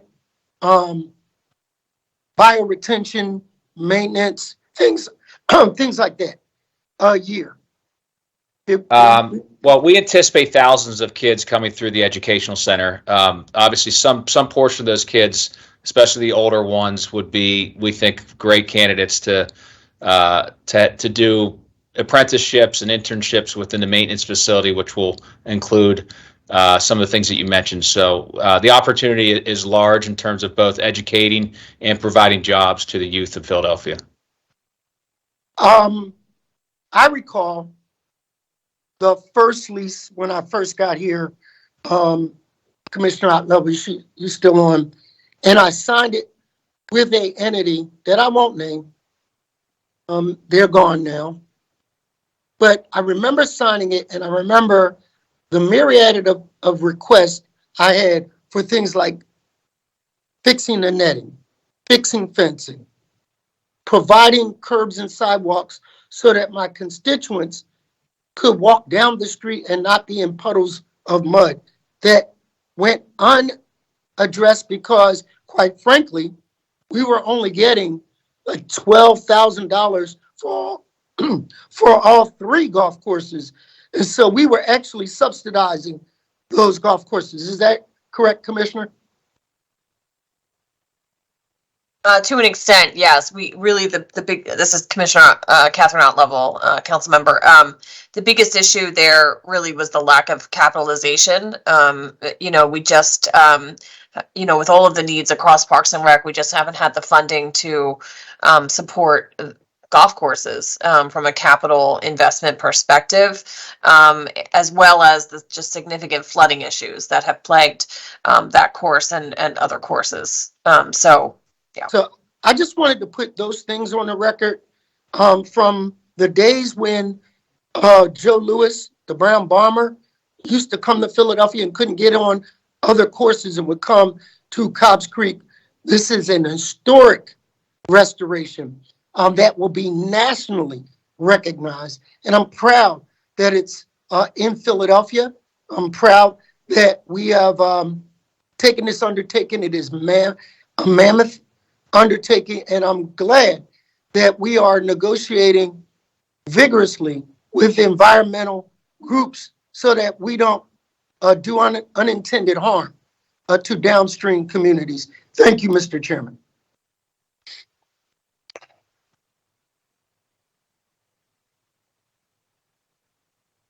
I think you're on mute, sir. Thank you. Thank you, council member. Are there any other questions for this panel? Seeing none, is there any, there is more testimony. Clerk, can you please read the next panel to testify? Yes, and just for everyone's information, some of the scheduled witnesses had to leave due to scheduling conflicts, so I will be combining the next two panels together. So first we will hear from Rachel Kemp, then Chris Pugliese, and then a Lawrence Martin.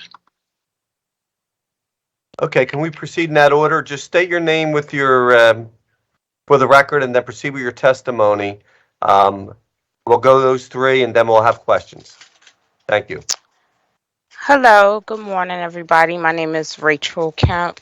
I am with WPACES. I'm the parent liaison and program coordinator here at this charter school. And I just would like to give my testimony that the Cobbs Creek Foundation has worked very closely with building relationships and partnership with WPACES in our community. I truly believe that this program will definitely be significant with our parents, children's, and our community. So far, they have been working closely with us for offering different things such as year-long social emotional programming, also tutoring for our students, and also we had our PTO meeting, and the parents was ecstatic to know about the Cobbs Creek Foundation and what they're doing for our community. Also, they have donated to our families and gave our families different things for the holidays, like turkey baskets and the upcoming Christmas holiday for our families that are in need.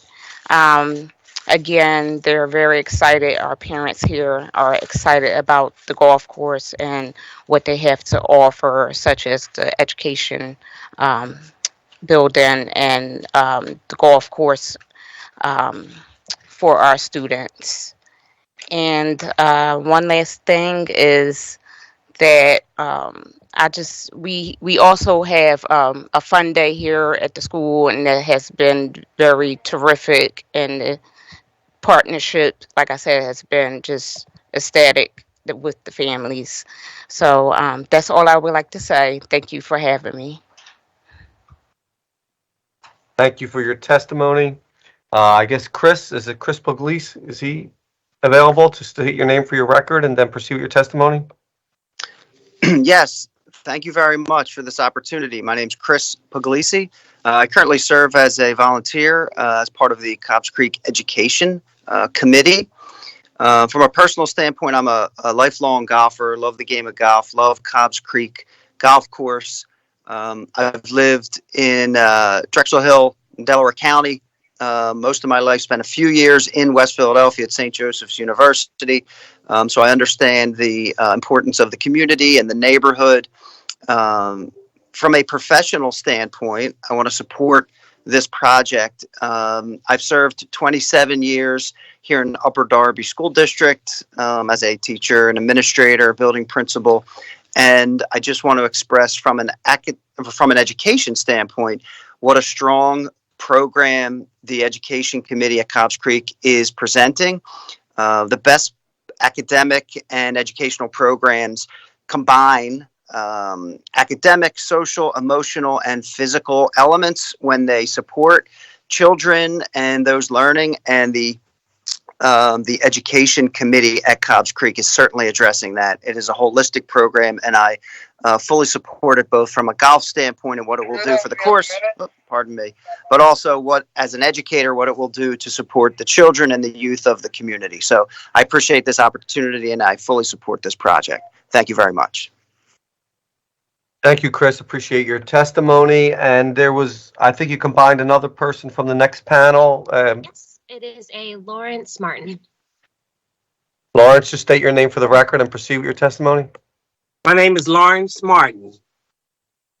First, I would like to thank City Council for giving me this opportunity to share a few words on why I wholeheartedly endorse the Cobbs Creek Group's whole initiative. I was born and raised in Cobbs Creek, in that community, and for the last 65 years, I personally watched my community change geographically, emotionally, and spiritually. In my 13 years of retirement, I have purposely spent an enormous amount of time mentally and physically getting to know the Cobbs Creek community deeper, looking for possible solutions to the many, many problems that we're facing here today. Throughout this oftentimes depressing journey, my primary focus has been examining the people Christ refers to as the least of them. And in these travels, I've gotten to know some very exciting, dedicated people, young and old, who refuse to give up in spite of some difficult challenges, especially the youth. Most grown-ups don't have a clue of what our young folks are experiencing. Think about it. Can you imagine what it must feel like hearing that another one of your friends was just killed and you're only 14 years old? Yes, I've lost 5 of these children because of gun violence in just over a year. And it's going to get a lot worse before it gets better.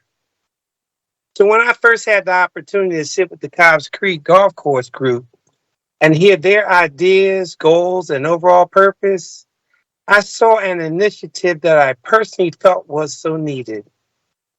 I really support the entire plan, but the part that gives me joy is the miracle I feel now when the education building is complete.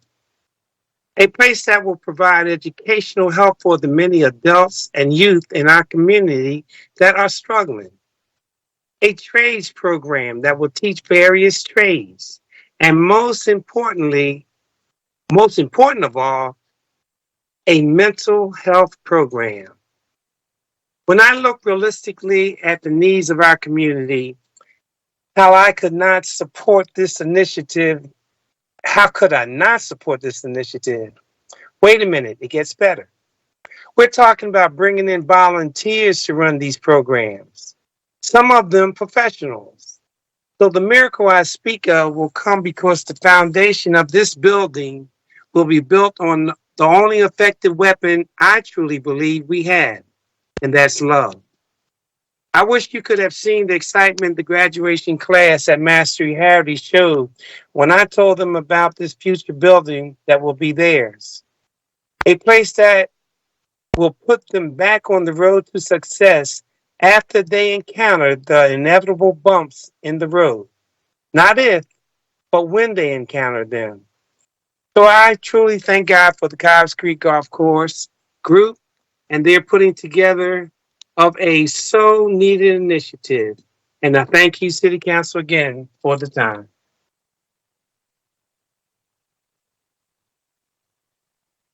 Thank you. Thank you for your testimony. Are there any questions to this panel? Seeing none, is there any, I guess there's one more panel to testify. Clerk, can you please read the next panel? Yes. And the final panel for this bill, we have in this order, Gina Gillum, Ayana King, Pat Harris, and Charlita Davis. So first, Gina Gillum. Gina, just state your name for the record and proceed with your testimony. Hi, Gina Gilliam. I fully support the Cobbs Creek Foundation's revitalization of the historic Cobbs Creek Golf Course. I have lived 6 blocks or less from the golf course during the last 55 years. I attended Cassidy Elementary School during the 1960s and attended Lamberton from 6th to 12th grade. These are 2 of the closest schools to the sites within walking distance. My sisters also live close to the golf course. One lives a block from its Haddington Woods border. Over the decades, I've seen people golfing there as I've walked my dogs or while birding. I could always see and hear the golfers, but they couldn't see me, and I can even remember dodging golf balls. I've been a community activist preventing and addressing crime in my neighborhood for decades and have seen the decline of my community. I could have easily moved, but chose to stay because this is my community and I love it. I want the best for it, and the golf course project is the best. As someone who majored in biology in college, and I hate to say over 40 years ago, and who has served in leadership roles at a national nonprofit organization and multiple local and federal government environmental conservation agencies, I hope it's clear that I'm extremely committed to conservation and the environment. I'm thrilled that this incredible investment in my community will restore the local streams and tributaries. I'm pleased that the Pennsylvania DEP is closely involved and that 50% of the trees on the ground now will be replanted to reduce flooding. It's wonderful the project will create a state-of-the-art education center for the youth in my community and revitalize the historic Cobbs Creek Golf Course, which is one of only 5 courses nationwide to have been inducted into the Black Golf Hall of Fame. I strongly support the Cobbs Creek Foundation's investment in my community and appreciate their outreach efforts. They personally met with me to address my initial concerns, answer questions, and to help me to better understand the scope of the project, providing details and a timeline. The benefits of this project, environmental, educational, historic, and economic, are immensely important to the community I call home. Thanks. Thank you for your testimony. Brett, can you call the next person available to testify? Next, we have Ayana King. Ayana King. Okay, thank you. Hi, my name is Ayana King Pointer, and I've been a resident of Overbrook Park for the last 17 years. And I'm also a community ambassador for the Cobbs Creek Foundation. I became a community ambassador for the Cobbs Creek Foundation after learning about the great work and planning being done for the Education Center. For years, when driving past the golf course, I believed it was a private golf course that required membership. I did not know the great historical significance of the golf course and that it was city-owned and open to the public until the Cobbs Creek Foundation's project to renovate the golf course was discussed. I also learned that my father, who's now in his late 70s, caddied at the golf course as a young man, and he spoke about how it was a means to earn income in the summer when he was a student. So I support this bill because the Education Center has a potential to yield a great community benefit. So many established organizations are on board to utilize the space to plan programming for community needs. And the present work the Cobbs Creek Foundation is doing with the schools further convinces me of that. The Education Center is pivotal to maintaining community engagement, which I believe will be very important to the success of the golf course in the future and can become another way to unite the community. Lastly, I also support this bill because the opportunity for the residents of the surrounding community to have real access to the golf course has so many positives. It will give our youth access to a sport that could provide them scholarships in the future. Golf is also a sport that community members well into their golden years can continue to enjoy, and the added bonus of opportunities for employment for community members. Thank you very much. Next, we will have Pat Harris. Thank you. Good morning. My name is Patricia Harris. I've been a resident of Overbrook Park for over 24 years and an ambassador of the Cobbs Creek Foundation just recently, and I'm in favor of the redevelopment of the golf course back to its original historic design. The golf course has been in disarray for some years now, and I'm pleased to see that the organization has taken the initiative to revitalize that space. Vacant land pose risk and blight to the residents in this community for which we will not live within. I believe the new proposed education and community learning center will revitalize this community in ways we can only hope for years to come. For example, programs, classes for our youth and well-seasoned residents, and a great connection and collaboration with our local schools. It is my sincere hope that the Cobbs Creek Foundation will continue to deliver what they propose for the new Education and Community Learning Center and golf course, and be mindful of the fundamentals and diversity of this community, which I am a proud resident of Overbrook Park. Thank you. And next we have Charlita Davis.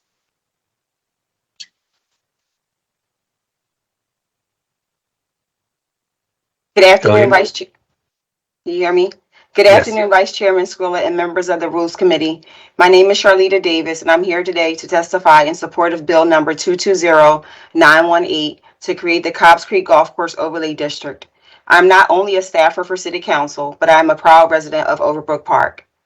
24 years ago, in 1998, I moved into the Overbrook Park neighborhood of Philadelphia as a single mother looking to raise my family in a safe neighborhood. One of the factors that made me move to Overbrook Park was the golf course. It made the area a safe place for families and the community to come together. But throughout my 2 decades in the neighborhood, I've watched the golf course slowly deteriorate. As the golf property has gone down, so did the quality of life in my neighborhood. We have had to endure vandalism, lack of investment for things like repair of fencing, fighting, and curbs and sidewalks. We've had to endure homeless encampments, dead bodies, and misdirected golf balls that broke windows and shattered cars, as well as insect infestations, to name a few. Since 2017, there have been dozens of meetings with the community sharing their vision as to what the golf course would be. The vast majority support the renovation of the golf course and the benefits to the community. My community is a middle neighborhood, and it has so much potential to grow and change for the better. One of the major ways we can do this is by revitalizing the golf course. Members of the community have voiced their support for the revitalization of the Cobbs Creek Golf Course. I'm an active member of the Overbrook Park community, and I personally have canvassed to inform the neighbors and seek their input for this project. The residents of Overbrook Park overwhelmingly support this project, and it means a lot to the community that this gets done. This is an overwhelmingly African-American neighborhood, and this golf course has significance to our community because it was the first golf course where Black people were allowed to play. By passing this bill today, the city is taking a major step in breathing new life into the Overbrook Park community and West Philadelphia. Thank you for your time today. Thank you, Brett. Is there anyone else to testify? We had no other scheduled confirmed witnesses. I believe there are potentially 2 students who posted in the chat asking to testify. Yes. So if the chair agrees, I can call them to speak. Okay. We have Layla Harris Fisher and Paulisa Lugo Perez. And if everyone can mute themselves, I'm hearing a little feedback, please. So Layla and Paulisa. Layla, why don't you go first? Just state your name for the record, and then you could proceed with your testimony. Thank you for attending. Hello, my name is Layla. I'm a 7th grade student at Overbrook Educational Center. I look forward to the free programs, the trips, and the mentoring. We would really benefit from the project as a community, and as a whole, it would bring us together. And hello, my name is Paulisa Lugo Perez. I am also a student at Overbrook Educational Center, and I appreciate this project that you guys are doing. I think, yes, it would really benefit the students and open new doors and opportunities for us young children. I really look forward to the golf, all the new education, tutoring, and especially the field trips. I think this project is wonderful and extremely beneficial. Thank you for your time. Thank you. Thank you both for your testimony. Much appreciated taking the time to participate in the civic action today. Brett, is there anyone else to testify There on is this no bill? one else scheduled to testify on this bill. Are there any other questions from the committee? Hearing none. We will. So we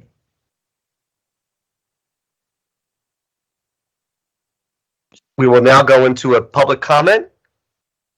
At this time, the committee will take a brief pause to allow members of the public. Brett, do you know if we have a public comment? Anybody from public comment will be calling in? We do have individuals, and if Modesto would just let us know if they're ready, I can call them in. Okay, well, at that case, we'll ask members of the public who have registered for public comment on the particular bill. We're just going to pause real quick so everybody was able to get on the line. Mr. Chair, we do have Benjamin Shee ready for public comment. Okay, thank you so much. Benjamin, if you want to state your name for the record and then proceed with your testimony. Yes. Hello. My name is Benjamin Shee, and I'm a housing advocate with Fifth Square. I'm commenting today upon Bill 220913, and I call upon the Rules Committee to hold this bill for further revision. My main contentions with the bill are as follows. The additional building restriction imposed on the Strawberry Mansion NCO appear to move away from the realm of neighborhood conservation and towards the realm of historic district architectural standards. And as such, both of the sections in the bill, including the existing NCO provisions, should instead be regulated by a historic district rather than this NCO bill. I believe doing so will also not flout the provision within the NCO that any NCO district cannot exceed 20,000 parcels, as an historic district can be any limited number of parcels, as is found appropriate with the Historic Commission. I also want to bring up the particular concerns that the provision with the front entrance regulation, in which there is essentially a maximum height given with the front entrance door. I believe that this severely limits the choices in which home builders can use in order to provide living space, beneath the front door, with a subterranean unit, which includes a window along the ground floor. And so I believe that additional restrictions will severely prohibit the type of housing that can be provided within Strawberry Mansion, notwithstanding the already the strict 35 and 25 foot height limit with no potential for opportunity for bonuses. And so I believe that with this bill, the type of housing that can be built in Strawberry Mansion is severely regulated to essentially a prototypical row house. And I believe that this may not be suitable for the needs and housing of the multiple communities that do move within Philadelphia, both within Philadelphia and to Philadelphia every day. And so I just hope to see that this bill can be just really held for further revision, and more comprehensive planning process can be done, not only for Strawberry Mansion, not only just for the 5th District, but for all the neighborhoods of Philadelphia. Thank you very much.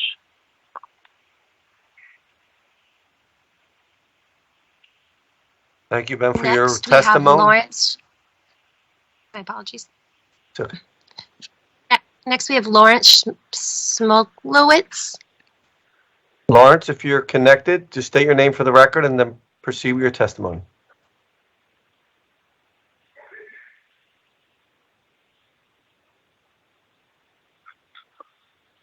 Is Lawrence connected? Okay, Brett, do you want to? Hi, Lawrence Smolowitz. Oh, Lawrence? Okay, yes. Yeah, proceed with your testimony, Lawrence. Oh, I see. Yes, I'm here to comment on Bill 220918. I am a member of the Cobbs Creek Ambassadors and Cobbs Creek Environmental Justice, two groups that were referenced earlier in the testimony. I live in Cobbs Creek, which is a little bit downstream from the golf course. I want to be clear that myself and the groups that I just mentioned, we're not anti-golf, we're not anti-CCF.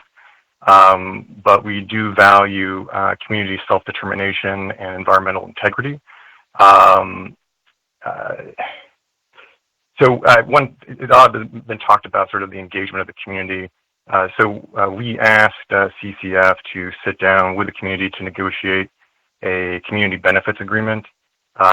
If they are sincere about the various promises that they've made to the community, then we believe they should have no problem with memorializing those promises in a legally enforceable contract, and they have thus far refused to do that. So I just want to make that one point in terms of community engagement and willingness to engage in a sort of genuine way. But I want to turn more specifically to the bill itself. It's important to note here the context in which this bill was proposed. So CCF, the developer, they applied for and were denied a zoning permit to clear trees on steep slopes, which they appealed. Normally they would have to meet with nearby neighbors and local RCOs to get approval for that zoning variance. Instead, what they did is that they went to Councilmember Curtis Jones, who introduced this bill exempting the golf course from steep slope protections so that they don't even have to consult with the Overbrook community. This is wrong. Overbrook residents are directly impacted by the golf course project and should have a voice in the future development of their neighborhood, as well as downstream communities like mine and Eastwick, which also could be impacted by erosion. The steep slope protections obviously exist for a reason, right? They're here to prevent erosion and reduce the risk of dangerous landslides. When you deforest or disturb steep slopes, you can endanger the public, degrade water quality, and damage structures. The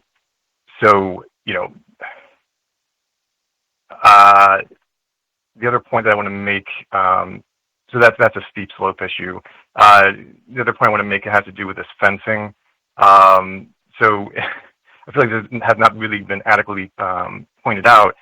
This bill would authorize 150-foot tall fencing and netting with no setback requirement, meaning that these massive structures could be erected right up to the property line adjacent to homes. And in particular, I'm thinking about the homes that are adjacent to the driving range. There are at least 38 homes bordering the driving range alone. These fences, according to the bill, could actually be constructed not just at the driving range, but near any golf hole or short course. And, in terms of community engagement, I don't think the people who live in those homes, they don't know what's coming, right? 150-foot tall fence, that's the equivalent of a 14 or 15 story building. The developer, CCF, and Curtis Jones should face the community and have to answer, tough questions from us. For example, why does this bill authorize fencing and netting up to 150 feet when CCF told the Art Commission that the maximum height of the driving range netting would only be 100 feet? I think the bottom line is this, that the Overbrook community should not have a 150-foot tall fence or, disturbance of steep slopes unless they've had an opportunity to ask questions and have their voices heard through the zoning variance process or some other way. Your city council should not permit this kind of legislative end run around the community. So, sorry, and one last point about the steep slopes. This bill basically is just like a blank check. It gives CCF free rein to cut and cut trees and do earthworks and other disturbances on steep slopes anywhere in the property. If there really is a justification for each of these steep slope disturbances, then the public needs to be provided details of that. I saw some slides in Mr. Shanahan's presentation. Why wasn't that made part of the bill? Why hasn't that been presented to the public? We need an opportunity to examine those maps and the exact plans and the justifications for each of the proposed disturbances. So that's what I would have to say. Thanks. Oh, yeah, that's it. Thank you very much.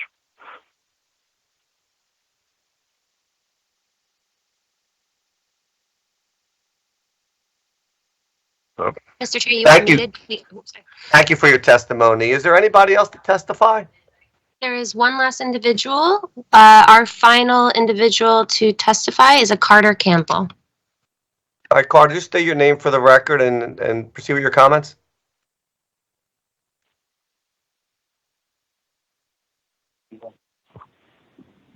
And I'm calling. Can you guys hear me? I'm sorry. Yes, Yes. we can hear you. Okay. So I'm calling because my catalytic converter was stolen from a place of employment where there are visible cameras. And this has become a hassle to me because I have children and this is my way of getting around. And then again, it was stolen again. Not from the same place, but somewhere else. I'm new to the community. I've been here maybe a year. And this theft has cost me a tremendous amount of money to the point where I can't even get the car fixed now because I've already paid for it. I wanted to know, is there anything that you guys are trying to propose with strict enforcement? Because what happens when this happens again, and it continues to happen? It's happening all over, but nothing is really being done in any manner. It's you have to pay for it and then deal with the insurance company over and over again, which I don't feel like should fall on the people who are experiencing the vandalism.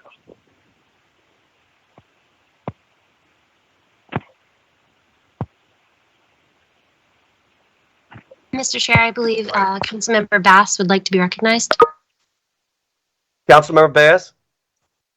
Thank you, Mr. Chairman. I just wanted to let the gentleman know that we certainly do hear his concern.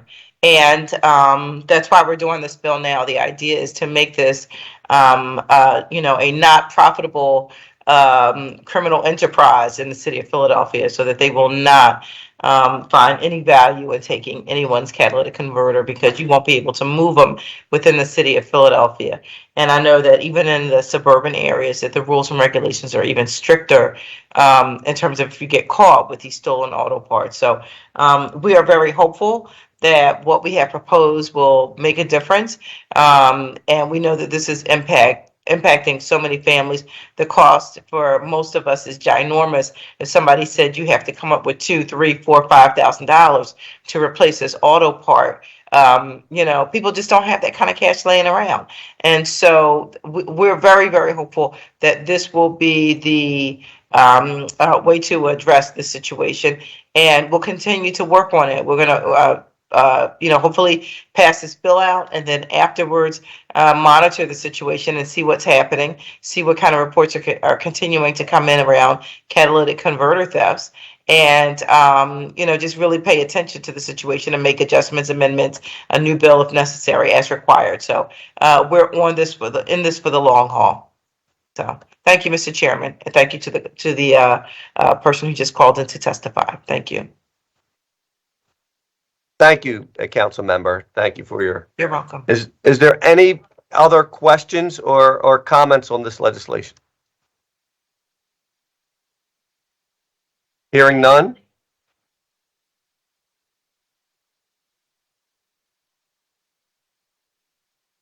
Hearing none at this time, the committee will take a brief pause to allow members of the public who have registered for public comment on this particular bill to join us. We did that already.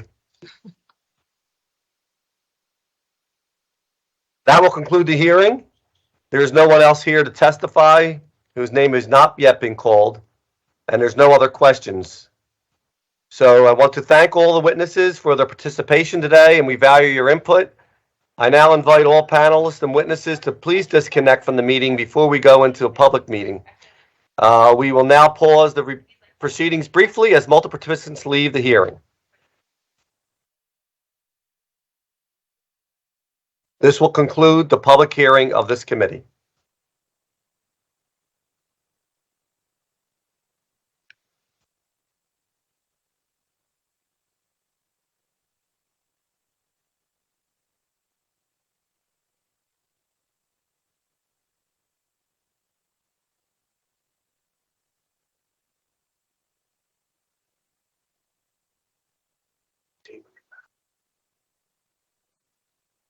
Mr. Chair, it looks like most individuals have disconnected, so we are ready to begin public meeting.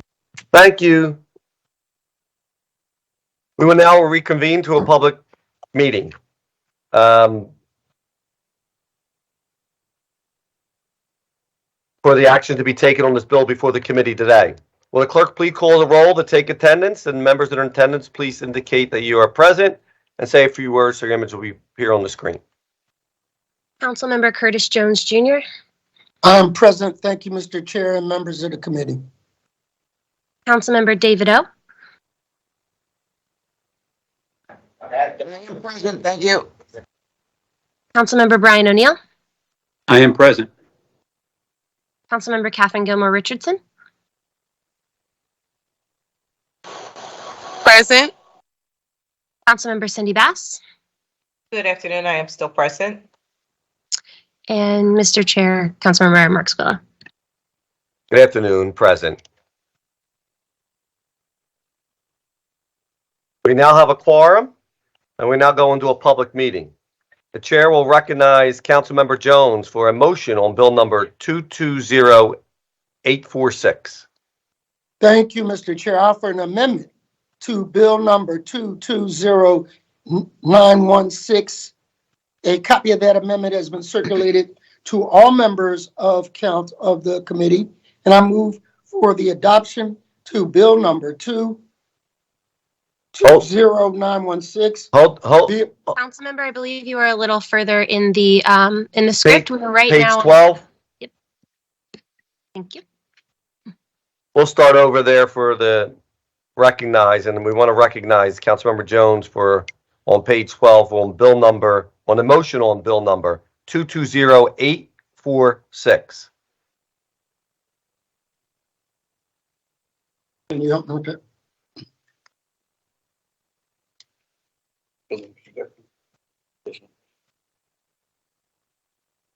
Give me a second, Mr. Chair.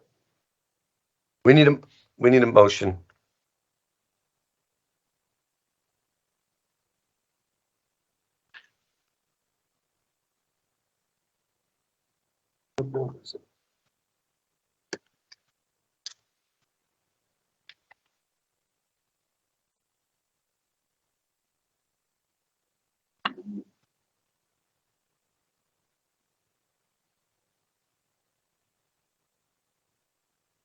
It would be page 12 of the script.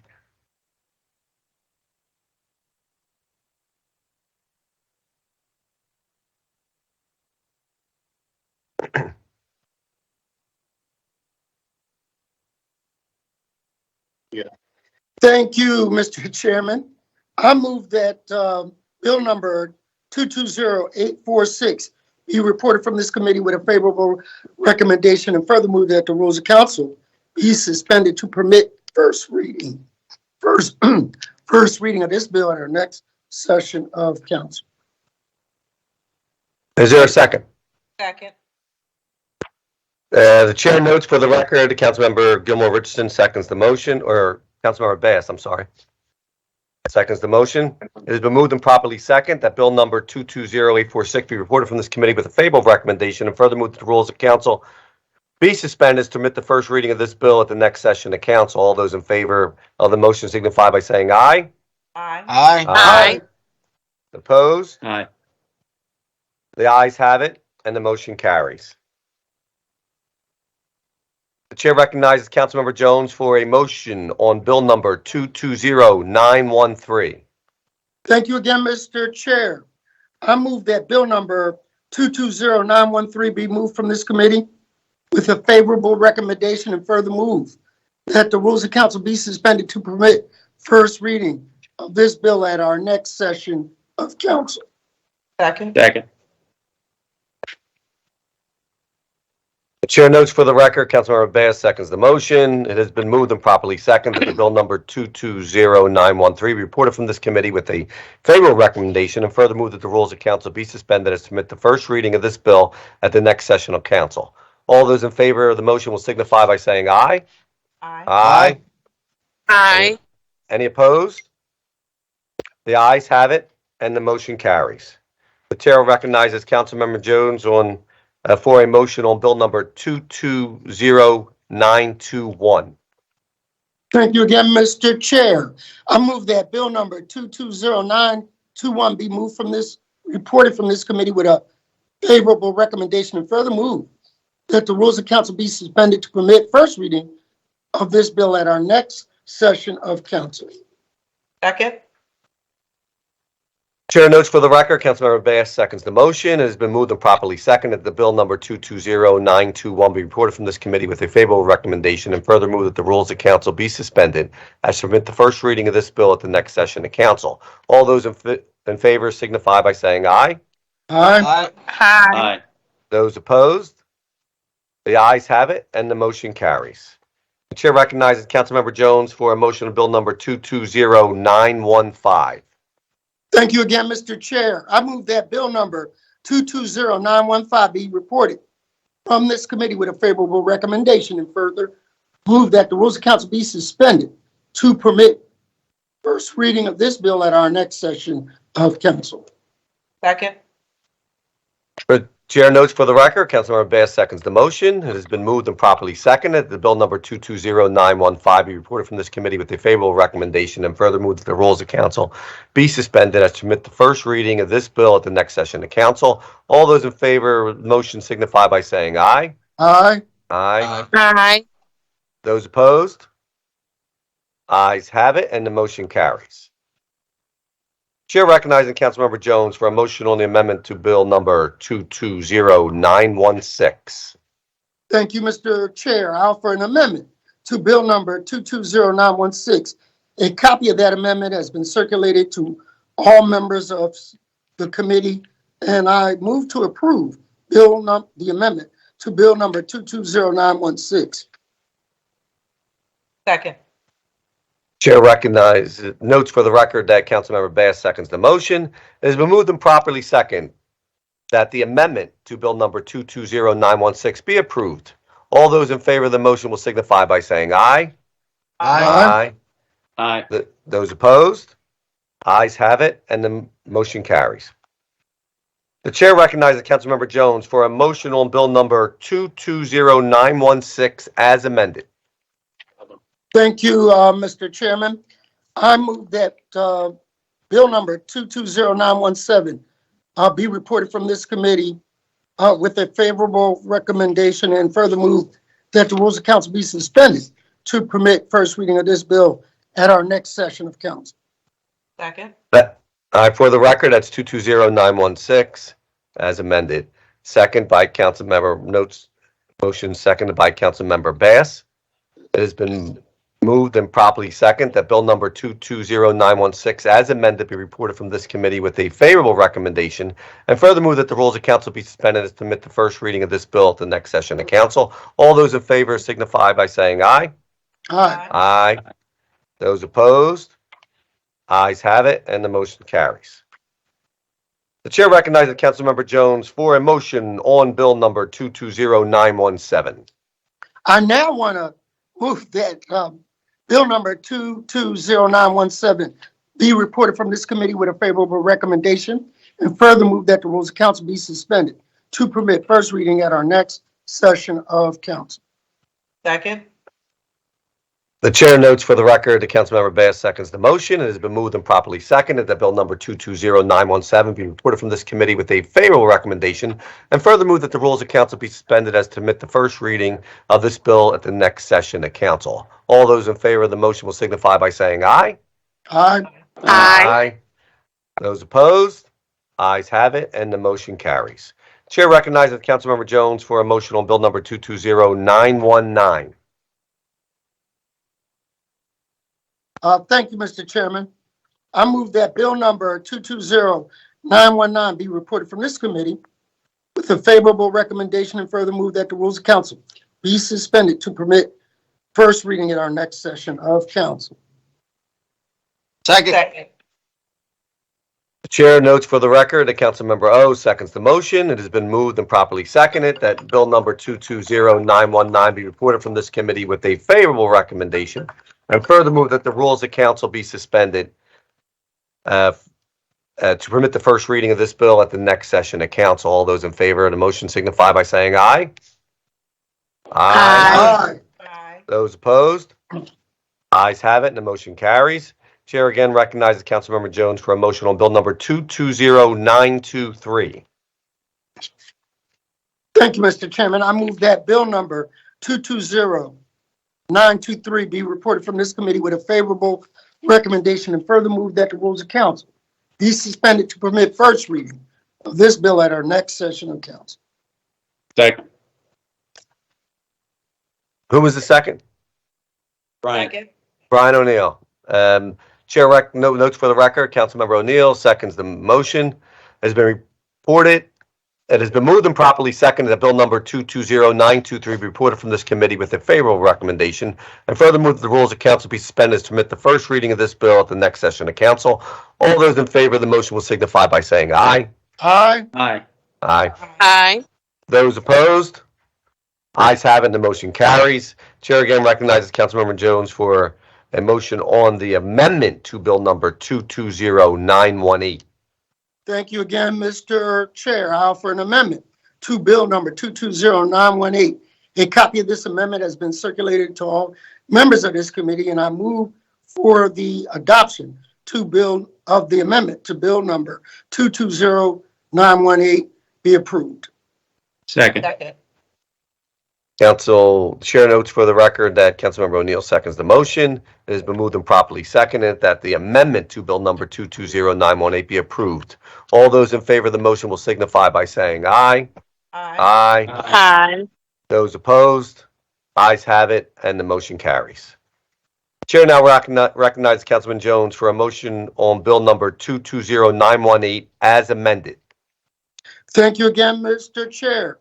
I move that bill number 220918 as amended be reported from this committee with a favorable recommendation. I further move that the rules of council be suspended to permit first reading of this bill at our next session of council. Second. Chair notes for the record, Councilmember Bass seconds the motion. It has been moved and properly seconded that bill number 220918 as amended be reported from this committee with a favorable recommendation. Further move that the rules of council be suspended as permits the first reading at the next session of council. All in favor with this motion will signify by saying aye. Aye. Aye. Those opposed?